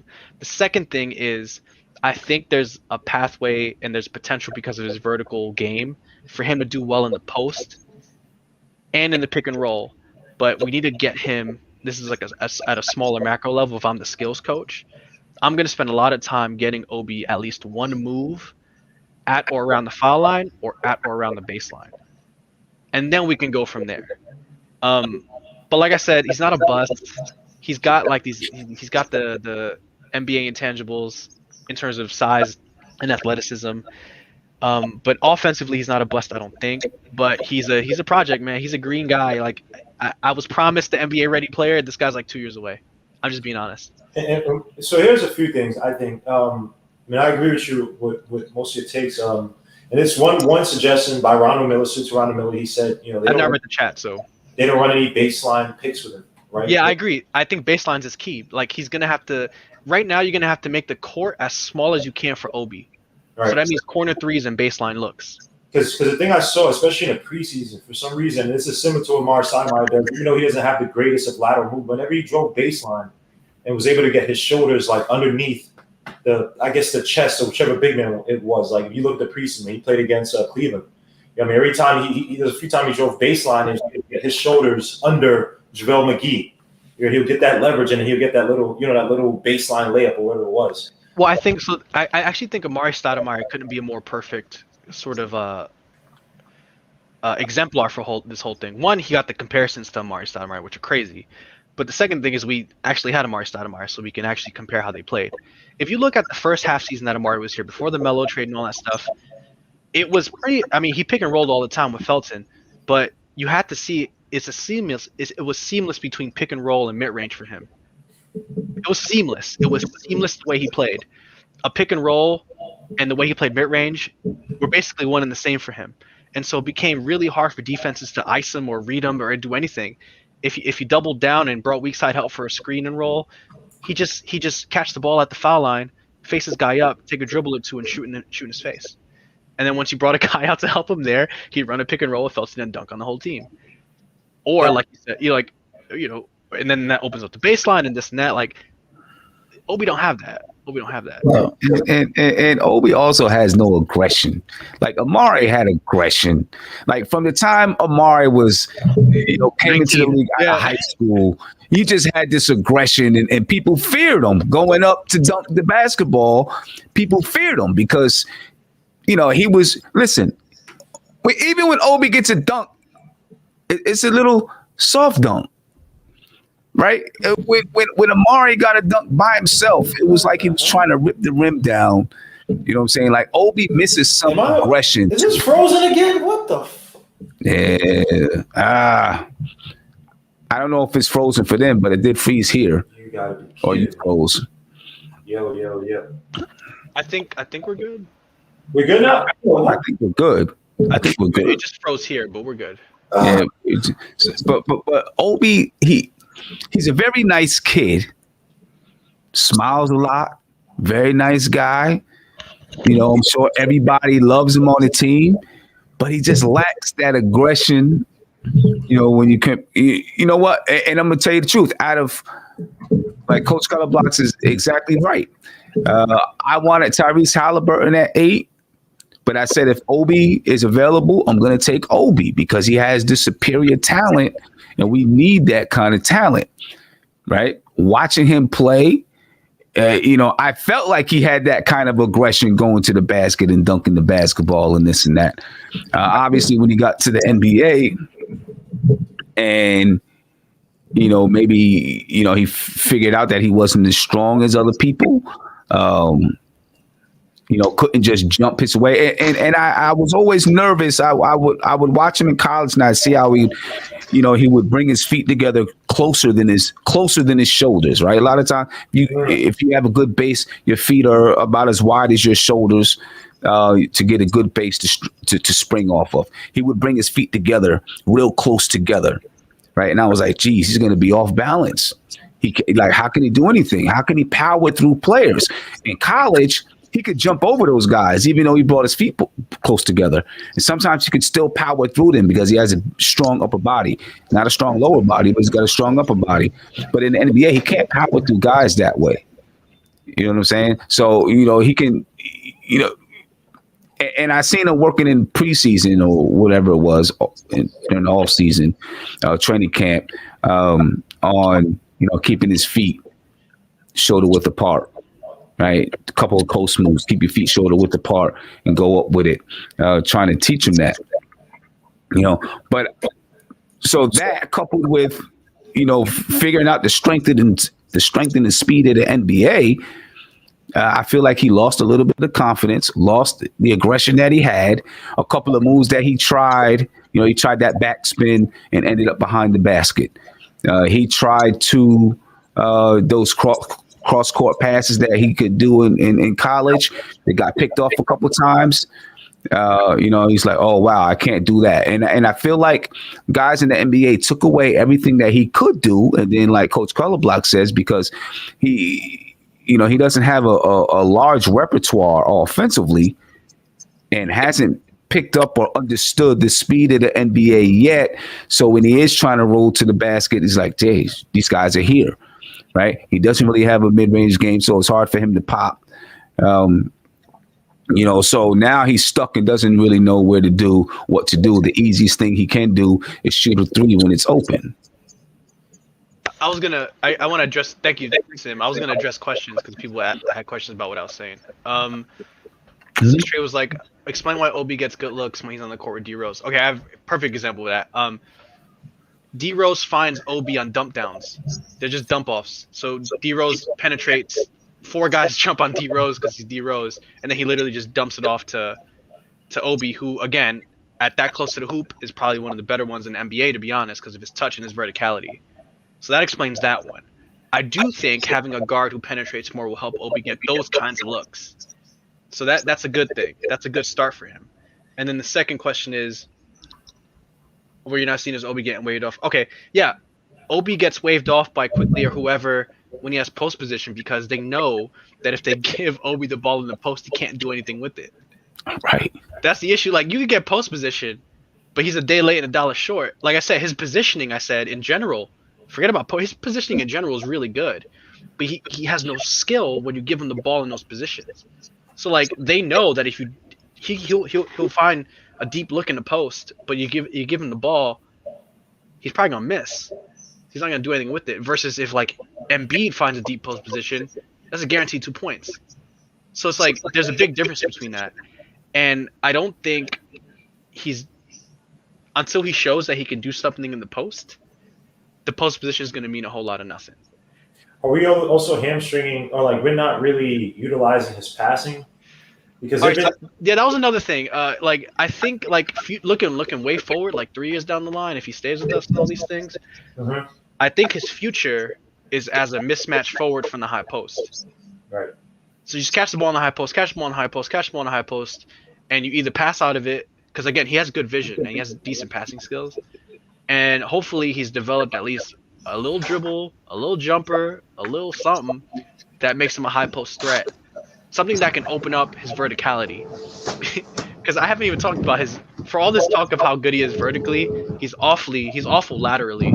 So you can't really use him in these like sideline to sideline positions on the court. He's just gonna have to be stuck at the high post as sort of a hub for a mismatch forward. All right. So at least your suggestions are a little bit more progressive. Simmons like sit his ass on a bench. That's it. But hold on, though, because Tom Thibodeau, if we take for what it's worth, or if we believe what he's saying, excuse me. And thank you guys so much for the 5 super chats. He's also playing for a coach that doesn't allow him to experiment and learn on a coach. I said that Thib's not a development coach. I would say he's not a development coach, but I think right now, again, there's so many factors that stopping Obi from having that necessary early development time, right? Randle, we're in a playoff hunt. I think it's just a lot of factors not in his favor. Can I add on to that? Yeah, go ahead. Just look at his history. He kind of developed Derrick Rose. He developed Joakim Noah. He developed Jimmy Butler. What do you like when y'all say he doesn't develop players? What are y'all talking about? Rondo was a big thing too. Exactly. So at the same time, he started with Zach Lavine. So he has players. So there's still players in this league that he started the process of developing. Like he developed Cat in a way. So you can't say he doesn't develop players. Right. I agree. But see, the thing that we might be also confusing is, and granted, because he's on the court, and a lot of times when he's on the court, him and that second unit just do terrible impact versus development, right? So when he's in the game, and again, look, if Obi was coming and he was giving you 2-3 threes a game, well, granted, his 3-point shooting in college is a little overrated because he only averaged like 2.6 of them. But, you would sit there and say, oh, yeah, he's developing, and say Obi never really developed, post-up moves or whatever, right? But he became like a 15-point scorer because he could hit from outside. He could drive. He could get a few drives to the basket. But we really be saying that's development Versus now, I mean, Tom Thibodeau is saying that the kid is looking good in practice. So maybe he's getting certain things out defensively. I just think he's going to be incapable for the most part. But maybe the things are offensive we're not seeing in practice. You know what I mean? That maybe he's doing. I know Sim is trying to hold back laughter, but I'm just saying I don't know because this doesn't make. I guess I guess I didn't give my final verdict on him. My final verdict on him is this is a CAA pick through and through. Oh yeah. To the detriment of our team, though, because we knew everything I just said about this player. If I didn't put a name next to this player and I just described his strengths and weaknesses, right? It was mystery player X. The player I just described is like the complete antithesis to what Tibbs likes as a player for players. Agreed. I just gave you the most like antithetical player that Tibbs would ever want on his court, and yet we took him knowing Tibbs was our coach. So I don't. That's why I'm like most confused about it, because maybe if he were in a free flowing system, he'd probably average 10 points on lobs right now. But everything I just described is just the antithesis of a Tom Thibodeau player. We're gonna have to completely break this guy down and build him back up at the tender age of 23, 2 years after JUCO ball. Like again, in a vacuum, like bro, in a vacuum is not the worst thing, right? But again, he was also, what was he, the 8th pick, right? Yeah, he was. So there we go. That's our third top 10 pick project in a row. So I'm like, okay, well, we're gonna have to wait a little bit for him to. I told you, we 25% on them picks. We 25% on first round picks. And I don't mind breaking a guy down and building him back up, but you can't do it on the court. In my opinion, you got to do it in practice. You got to do it in practice. You got to do it over the summer. You got to do it in training camps, things like that. I think that's when you got to do it. I hear people saying, this is his red shirt year, but really, it's not. Because if the G League was available and you send him to a G League, okay, that's a red shirt year. You with the practice squad, basically, you get you get all this practice time with coaches and developmental time and all that kind of stuff. But if you're in the NBA and you're playing on the team, there's not a lot of time for development in the NBA. Unless he's taking some extra hours outside of, after shoot around, he goes and he does a whole nother workout on his own, to develop this and develop that. But there's just not a lot of time to develop during the season. You can learn some things, but you're not developing physically. You're not developing your footwork that much. I mean, I'm sure, during shoot around, you're working on things. Before games, you're working on things and stuff like that. So you can develop that way. But your development is going to be in the off season, in summer leagues, some in training camp, stuff like that. Thank you, Sim. I got flamed for saying the same thing you said. Because my whole main argument, one of the first things I said on all these Knicks talk shows is like you don't what do people think development is? Like at most, you're developing like one small thing over the course of a season. Yeah. Like people think it's like an NBA 2K video game, say, where you just get +5 in all your stats or something like that. It takes years to get a few things added to what you already are bringing to the table. So I never understood why people say, oh, well, he'll develop. I'm like, develop what? At the most, he'll develop one move over the course of this. That's just being realistic. That's being realistic. True, sir. But if I do recall, you did throw darts at my son, RJ Barrett. I did. Hey, no. Let me get it in because I know the Duke is watching. You said about my son, RJ Barrett, that he may never be a good shooter because that stuff. You said the hard skills and social skills, which I agree with for the most part. But then I also brought up guys like Jaylen Brown. He became a good shooter. Wasn't a good shooter at Cal. I don't think he was a good shooter his first year, even though the percentages weren't too bad. And RJ Barrett is starting to look like, I don't say reliable. I wouldn't say he's a knockdown shooter yet, but he's definitely developing. So you thank you, Justin. Now you called my son RJ Barrett Evan Turner on his bad days. No. You see? No. I did. I say on his bad days. No. Coach, don't do this. All right, fine. I also did say this though. Can I add something before you get started? I just want to say this one thing, Hinton, about what I said about. This is not. No. Because I'm sorry. Fellas, Oh, no, you gotta go. thank Yeah, you. Yeah, I gotta go because I gotta hit the studio and I'm on the train. So thank you for letting me in, and I will see you guys on other shows. Y'all just be peace. Appreciate you. Appreciate it, Hinton. Yeah, because yeah, coach. Thank you, Justin. He says he loves you too. Get the bullying going. I also said this, and you can't deny this. I said it's gonna be tied to his free throw shooting. Okay, yeah. That's what I thought. That's what I thought. The one that's what I thought. I can't find. I said if he shoots his free throws, if he starts hitting free throws, and I said it all starts from there. If he hits his free throws, then the sky's the limit. And he is hitting his free throws. Yeah. This guy, I can't. That's what I thought. I don't remember you. That's what I thought. I can't sit here and say. Come on, Gmo. Come on, man. We only have 2 more topics, real quick. Come on, Gmo. RJ Barrett, because you killed my son, RJ Barrett. But I want to. Let's talk about RJ, bro. RJ Barrett. Now, I'm gonna show a little chart, a little quick thing. But something I saw in stream yesterday. Again, we're playing the Wizards, so I'm not gonna say that's it. But you're starting to see RJ Barrett be utilized as the secondary ball handler a lot, even with Elfrid Payne coming back. Elfrid Payne, I know he went 3 for 8, but he just didn't. He looked a little janky out there, especially with some of his passing facilitating. I don't think he had any assists. Wait, I'm gonna interrupt you because if you're gonna roast me for saying what I said about RJ, what was also tell the chat what was also this thing that I said is gonna be RJ's future in the NBA? What position? Well, come on, I know your mic works, Gmo.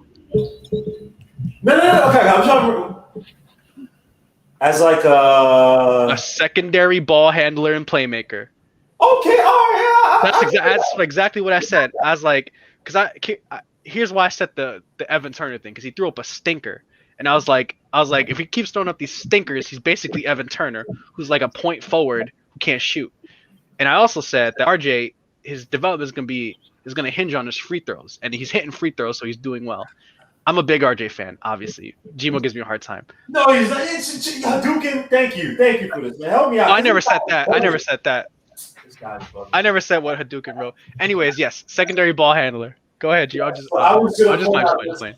This lineup by the New York Knicks, but obviously you saw. I don't say good enough, but he had like 5 assists. Elfrid Payne, I think he had 4 assists yesterday. Honestly, so I'm not gonna say issue him, but. Many times you saw it, even when Elfrid Payne was healthy in games prior, you saw Tom Thibodeau use a lineup where it was RJ and whether it be Bullock, whether it be Burks, whoever it would have been Burks or whatever. You would have saw those 2 guards in there with RJ Barrett, or not guards, but those wing players, Elfrid Payne or Burks. And yesterday you saw that, and today I just looked it up. According to Basketball Reference, the team, when you look at the plus assists, is with RJ Barrett, Bullock, Burks, Lonzo, and Julius Randle. And obviously, Burks is a guy who can kind of kick it out, dish a little bit, but that's not really his game.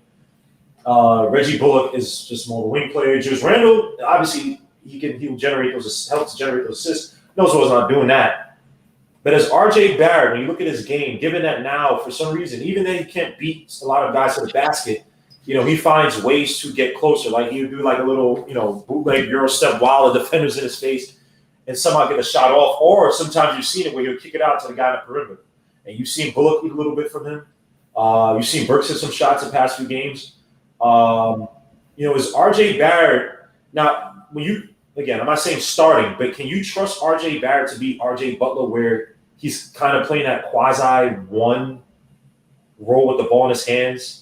Using his dribble drop to facilitate while you have 2 knockdown shooters. Again, not the starting lineup, but a lineup that when you're in the thick of things, say in the 4th quarter, right, and you need that shooting, but you want RJ Barrett out there to help you create those lanes, right, where you drive and kick it out to the corner or the wing. Yeah, can you see RJ Barrett finally playing that role, or do you still need – now, granted, you have Derrick Rose. He's coming back. But can you count on that lineup? Say Derrick Rose gets hurt, God forbid, or something happens to him where you can't play for a game here and there. Can you count on RJ Barrett to be that secondary facilitator? I think for RJ, in my opinion, it's going to be better if it comes naturally, right? Naturally, because he's efficient from the floor, and so he attracts attention, and then he's able to find the open shooter. A lob to Mitch, a lob to Nerlens Noel, wrap around under the basket because he drew attention by looking to score. right? He's looking to score, so he drew that attention. The reason why I say that is because I feel like RJ, and I'm not saying that as a knock on him, but like he doesn't have superior speed, right? So, his forays to the basket a lot of time is a little more methodical, right? So, he's dribbling, he's pounding, he's holding the guy off, and the defense is like, okay, am I going to come and am I not going to come? And then when he's so much of a threat, they're like, okay, I gotta come now. And then he, finds the guy that's going to be open. Where, some of those other guards, will have this speed where they can just boom, explode right to the basket and put the defense in a panic. I don't want RJ trying to force to say, well, I have to be a facilitator or I have to be a playmaker to get other people involved. So I gotta try to use some speed to get to the basket or do some of those type of things that maybe a smaller guard would be able to do, so I can kick it out. I just want him to look to score, but then because I think he's smart enough and he plays at I hate to say slow, but I just have to say it. He plays at a slow enough pace upstairs where, he can keep the aggressiveness, looking to score, but also see who else is going to be available when he brings in and when he draws the defense. You know what I'm saying? So, I'd like him to just continue to look to score and then let that playmaking happen naturally instead of saying you have to be the playmaker. Okay, I just feel I half agree. It's just when you look at this lineup, like too many times, especially in the second half, our offense gets bogged down to Julius Randle, and then it's tough because obviously we don't have Rose in there. So Rose probably would have helped out these, especially against teams like the Nets and at least one of the 76ers games. But we don't have. I mean, how many games? Even when the good game Burks had against the 76ers in that fourth quarter before RJ came in, he had a few turnovers. Where he tries to drive and he tries to make these like tight passes and it's clunky. Versus, and again, RJ's had bad turnover nights as well too. I think the other night, a few nights ago, he had like 4 turnovers. But with him just being another option, I think he just draws in the defense a little bit more. And I'm not sitting here saying that he should go out there looking to facilitate, to a fault. But damn, if I could get him to draw in defense and kick it out to an open Bullock or Burks, I would use that as a facilitation. A passive facilitation. It seems like where we get it from. Elfrid Payne. I know I'm not trying to kill Elfrid Payne. I know that's your guy, but it's just clunky, man. Like he's just not consistent enough for me in that regard. And Derrick Rose, again, you always play Derrick Rose really 20, 25 minutes because he's older, he's gonna break down. So RJ Barrett, again, with his dribble, I always say this. I agree with you, Sim. His dribble's not the quickest or whatever, but you see him be a little bit more confident and quicker on his dribble, like where he wants to go. You saw him. Now, it wasn't the fastest, but when he caught Chris Middleton, with a little, it looked like a carry, but he caught him like the little, he started, stopped, and then drove. That was impressive. Yesterday, he was doing all this hyperbolic sham god stuff, even though he was doing it a little bit too long, but it seems like he's getting more comfortable because Coach Phillips, correct me if I'm wrong, you did point out, and I'm not issuing, I actually agree with you on this, you did point out when he's doing the drills, from Drew Hanlon, you said, he was the slowest out of all the people who were doing it, and the other 3 people doing it weren't NBA players. So again, it seems like he's coming a long way with his dribble, his decision making. He looks a lot more. He's more comfortable with what he's doing on the floor, right? He's more comfortable. I just rather him, at least right now, just go ahead and be a scorer. The other stuff is going to come. Naturally, I think. Just be a scorer. And let the other guys who, a little bit more experienced, be those playmakers, especially when Derrick Rose gets back. Just let him be a scorer because I think that playmaking is going to happen naturally anyway because he's going to draw some attention with the craftiness that he's learning around the basket. And other ways to score. And no, them dribbles weren't that fast. I mean, I don't want to put it, them joints was like, I could sit there and count how many times he dribbled, but it wasn't that fast. He was just, crafty enough and he's got, good timing to say, okay, I did a couple dribbles. I could go now. You know what I mean? So, and he's got a lot of power too. He's strong, really strong. I think you hate him, man. The Julius was not fast, and he had who do you have? Denny Abdia on him or somebody? I think it was Abdia or something like I just that. know Chris Middleton. He called Chris Middleton. I don't know. Abdia's feet are slower than RJ's hands. Right. I'm trying to find a video of that kid in the gym where he's just dribbling and he's like, actually, no, I did kind of feel RJ was doing that because, like, I don't know. I mean, I might dribble a little bit faster than RJ. You said what? Say it again. Isaiah might dribble a little bit faster than RJ. Gosh, Isaiah. Lord, jeez, Isaiah's. But hey, guys, I got to roll. I got my man Tony Crow here waiting for me. Oh. All right, I got to roll. I appreciate it. And, you know, if we find time next week, I'll be back next week. Definitely. Thank you for joining us, Tony Crow. And you're doing Knicks and Bruises, right? You're doing your Knicks and Bruises? No, we're going to do something on the front stoop. Oh, front stoop. Okay, cool. Yeah. I'll be over there in a little bit. So I'm going to close out a little bit, but I just want to talk about some conspiracy theory stuff with Coach Colbox real quick. So thank you, sir, for joining us. Definitely see you over. Peace. Like actual conspiracy theories? Am I Nice. conversation? Nah, it's real quick. This will be the last thing. Just talk about Randle, your boy Randle, man. Again, we talked about this earlier. I don't know if you were there. Randle and the refs. Oh, yeah. Do you think that it seemed like it's going to be an issue? Got fined $15,000 the other day. Again, Randle. He's an aggressive guy. He's not. I would say he's a guy who's not going to sit there and kowtow to these refs. He's not going to sit there and give it like this wholehearted apology. Again, his style is really aggressive. And again, I'm not going to. I have my own crazy conspiracy theories about the Knicks. But again, I just feel like they're bullying up on Randle, that they're being quick with the whistle on him. And I know you talked about the foul, and again, officially by the NBA, they said that it was a so-called foul. I just say you don't call that there. You know, you don't call that there. But do you think that this is going to be an issue going forward? Because again, if you're talking about close games, if the Knicks can get close games against, say, the Lakers, well, with AD and LeBron now, it might actually be close. The Clippers, the Nuggets, all these teams that we got to beat, the Celtics, all these top teams or playoff teams, contenders we got to beat. We might fall into some other quick games. See, I was just about the Knicks. We do play down to some teams. I'm not saying we're better than these teams, but we do play relative to how we play some of these contenders. We play down to some of these teams. But some of these top teams, we can play up, and then it comes down to execution, like hitting your free throws, which we would have won the next game if we did that. Or was it the next 7-6 game? But again, Julius Randle being our best guy. You know what I mean? And he does not have the sweetheart clothes that these other superstars get. Do you think that is going to be a hindrance going forward? Not necessarily Randle himself, but the fact that these refs are going to be a quick whistle on Randle. He's a physical player. He's emotional at times. I mean, He's going to have to tone it down for a little bit.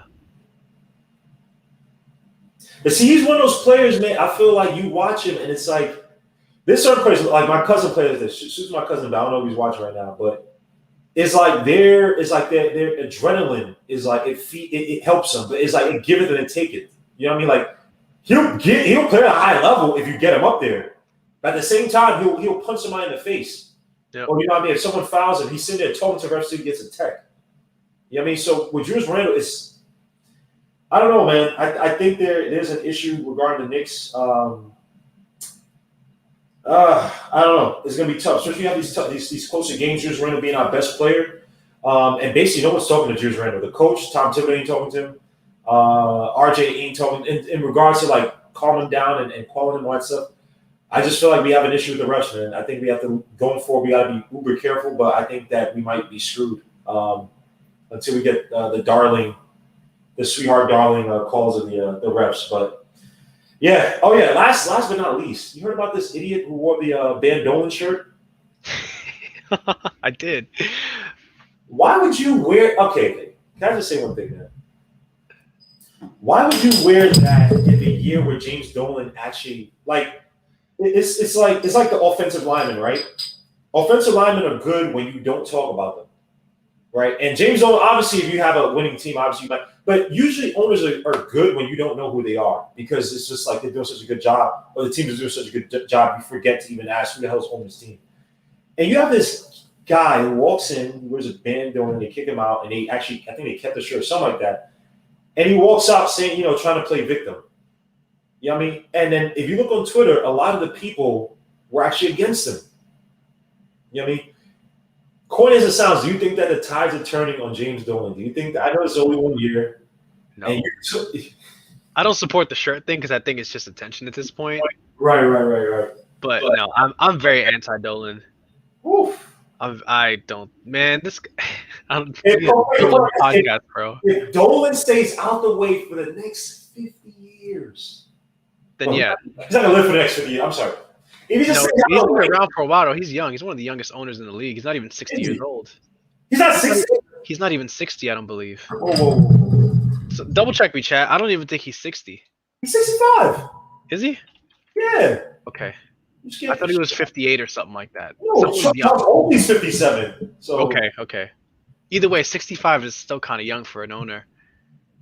His dad is still alive, 94 years old. Yeah, he ain't going nowhere, is what I mean. Like he's still gonna have all the MSG stake and all that stuff for a long time. So there's nothing that he could do to convince you that he's become a better owner. No, because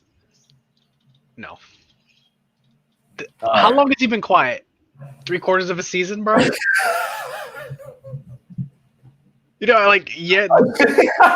Bro, this is where we're at, Chad. This is where we're at. That when he's quiet for 3/4 of a season, we're like, all right, let's give him 10 years, bro.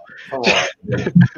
He said, "Ain't Obi older than Dolan?" I think Obi's older than Dolan. So is Kyle Lowry. All right. Write this all down. Actually, you know what? I'll give this to Coach Philbox because he's actually fair on Obi. He was fair on Obi, so I can't really kill him too much about Obi. But the thing about Dolan is he owns a team he's not going anywhere. And you picked the 1 year that really you can't complain about what Dolan is. And actually, you could complain about last year, but leaving people alone, he actually started that last year. I know this is not. You're giving him stickers right at this point. It's not. It's a great achievement, but he just trusted the wrong people. Now he's trusting. I'm not necessarily the perfect guys, but they're better than last year because again, Obi was a Leon Rose pick, and the thing I fear about Leon Rose is he's not going to give Obi until his pride, or he could pick, or maybe he might try to hit on the next pick, let Thibodeau have a little more influence as well as Manning and Perrin, and then move Obi. Which might if you could trade Obi now, maybe people want to trade Obi now for a guy that might get a move, whatever. But yeah, I can't kill Dolan too much this year, man. I think he's done a good job allowing the other people do the actually. I hope he does that, but I mean, I it's never gonna change it for me because I don't think he's a good guy in general. The whole Nuka Brown Sanders stuff and Isaiah Thomas and his terrible band. All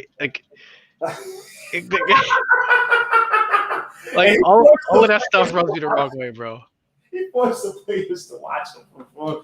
You know what? Look, man, I gotta give it up to rich billionaires, man. You guys are interesting people.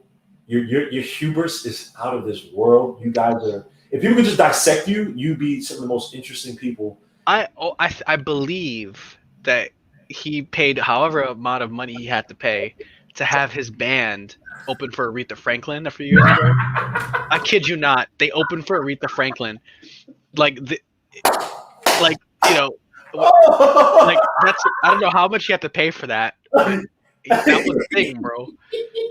He had his band open for Aretha Franklin. This is the guy who owns the New York Knicks, my man. It's I'm trying to think of a whole bunch of old school black people listen to Aretha, Patti LaBelle, you know what I mean? All these great, stylistic Delphonics. And you're sitting there and you're hearing some schmuck with a actual schmuck. What are those hats? Those fedoras, the trophies, or whatever you call it. He unironically wears a fedora. Wearing a fedora, and all these old school black people just all right, man, I'm here to see Aretha. I want to hear respect. You know what I mean? And they're just sitting there and they have to hear this opener, and they just get up what the it was the Knicks game 3 or 4 years ago. He was sitting at courtside, and he clearly he sits at courtside sometimes. But I remember he sat at courtside, and they made news. They kept going back to the fact that he was sitting at courtside, and I was like, "That's weird. Who cares? He's there whenever he's sporadically there. But they kept going back to him.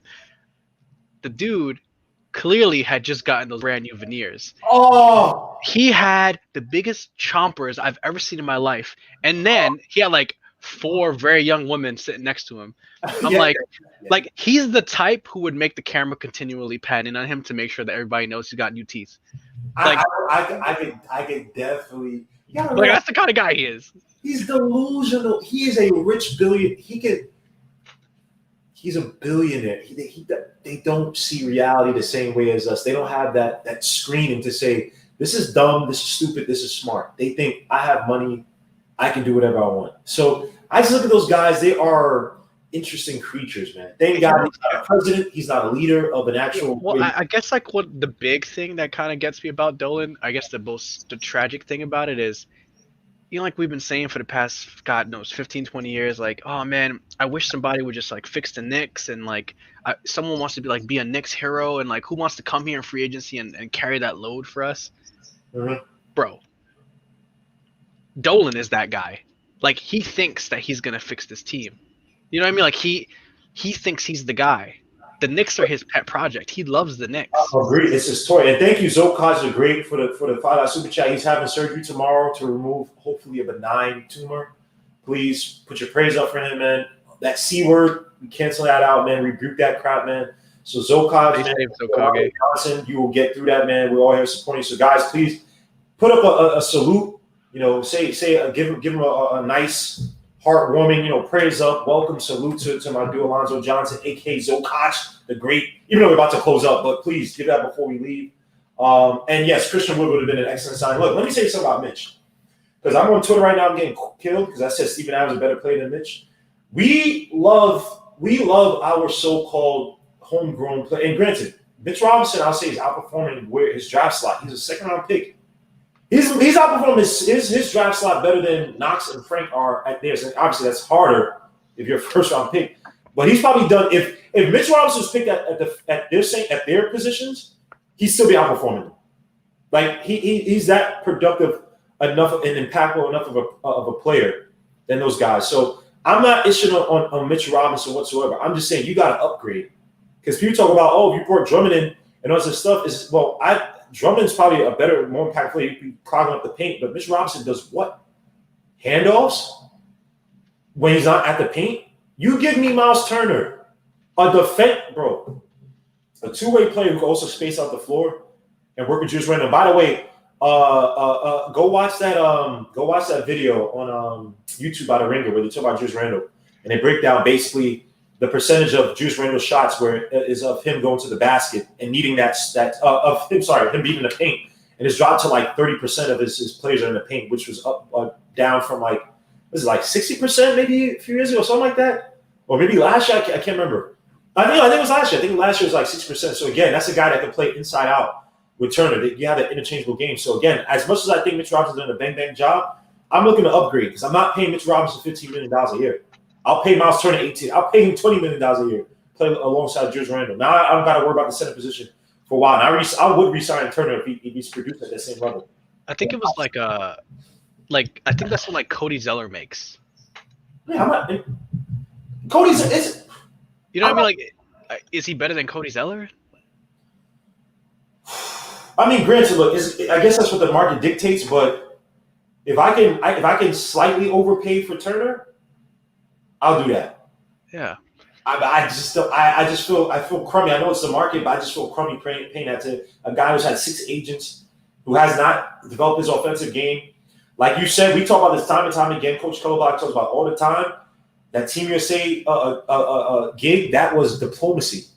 You know what I mean? We were actually here the other night, and this guy was telling me about basically breaking down to me how basically these guys, if you get into that program, that Team USA program when you're in high school, when you're one of these coming out from high school, you're one of these top so-called players, like you not saying you're set for life, like you don't have to do anything, but you're in. And he kept showing me, Coach Colobach said this, he kept showing me, check this year out, 2019, 18, 17, show me all these prospects. Some of these guys are some of the so-called top young players in the NBA, and they're connected. You know what I mean? You see them now, they're in Team USA, or they get, you know what I mean? You got, how did he get to this team? He wasn't that good or whatever, but it's because this coach knew him or whatever, blah, blah, right? And Mitchell Robinson kind of flubbed that. You know what I mean? You have to also question his mental maturity. Granted, he is young, but in the NBA, doesn't matter how young. You actually have to be more mature the younger you are, because by the time you're 30, you're 29, you're already you have to either be set or that's about it. You know what I mean? Like if you haven't really made it or whatever, you can't get on another team. Now you're maybe playing overseas, you're playing in the G League, trying to find. You know what I mean? So, Coach Hill, and by the way, Coach Hill, you don't want to have any more color on that because you made a great point the other night. I wish we were recording. That's a whole other podcast talking about that stuff. All right. We do that later. Suits King and G in the building. This is my guy, man. Too bad you're late. By the way, King and G, what the F happened to your boy James Bouknight, man? I told everybody about James Bouknight, whatever his name is, that this dude is a point guard the Knicks got to pick. And they put up a stinker. Who was it against? It was against Creighton. I can't remember who it was. It might have been Creighton. No. It wasn't Creighton. It was not Creighton. They lost to Maryland. That was the team. Because, Ayala and Maryland and I can't remember the guy's name. What happened, King and G, to my son James Bouknight, man? We'll talk about it later. But Coach Colorbox, thank you so much for joining me tonight, man. This was fun. Definitely be having this weekly. So if you're going to join us, I know you're busy, but if you could join us, man, that would be greatly appreciated. He said, King and G said he never gained his rhythm after that injury. He'll be good in Maryland. Maryland's not that good. Come on, bro. Suit to everybody, man. G-Man Flight. Suit to all you guys. Oh, we got Henson coming back. I'm about to leave, bro. This guy's trying to show off his beats, man. Go ahead, Henson. This guy, man, I think he's the next DJ Premier, man. Salute, bro. What's up? We about to close out, man. But I was just talking to my dude, King and G, man, because our boy James Bouknight put up a stinker against Maryland, man. Oh, okay. Cool. And we also Trey Mann decided to come out today. Pause. He declared, and then Kai Jones I thought declared too today. Kai Jones is an interesting prospect. A big man who can run the floor. He's young though, isn't he? He's like a younger. He is young. I think he's 19, right? Yeah, but see, all these guys are young though, so That's true. All these guys are. He is. What? RJ's still 20. That's true. Yeah, he can't even buy a beer yet. They'll talk about that. Yeah. Kevin is still 21. Age, Texas. Why can't I just find this dude's age? 20 years old. Bahamian or from the Caribbean. So, but we're about to be out, man. I'll be on here tomorrow to do the Wizards game. If you guys can join me, I know Coach Hobach, you're done busy, but I always value your input and your color. What game tomorrow? Is there a game tomorrow? The Bummy Wizards. I'm joking, not Bummy. I ain't saying that because they could beat us, but the Wizards. I'll be coming tomorrow. Well, if there's trades tomorrow, some of these guys that are getting traded, they may not be able to play tomorrow. So you gotta remember that. So we might be short-handed. Yeah, we may be short-handed tomorrow. So that's really gonna hurt us with watching Frank. You guys should join me. I greatly appreciate it. I might have something if there is a trade. Just do a nice little update on that. But guys, again, thank you so much. Peace, salute, God bless. I'll see you guys later, man. Yeah, take it easy. Peace, everyone. Yeah.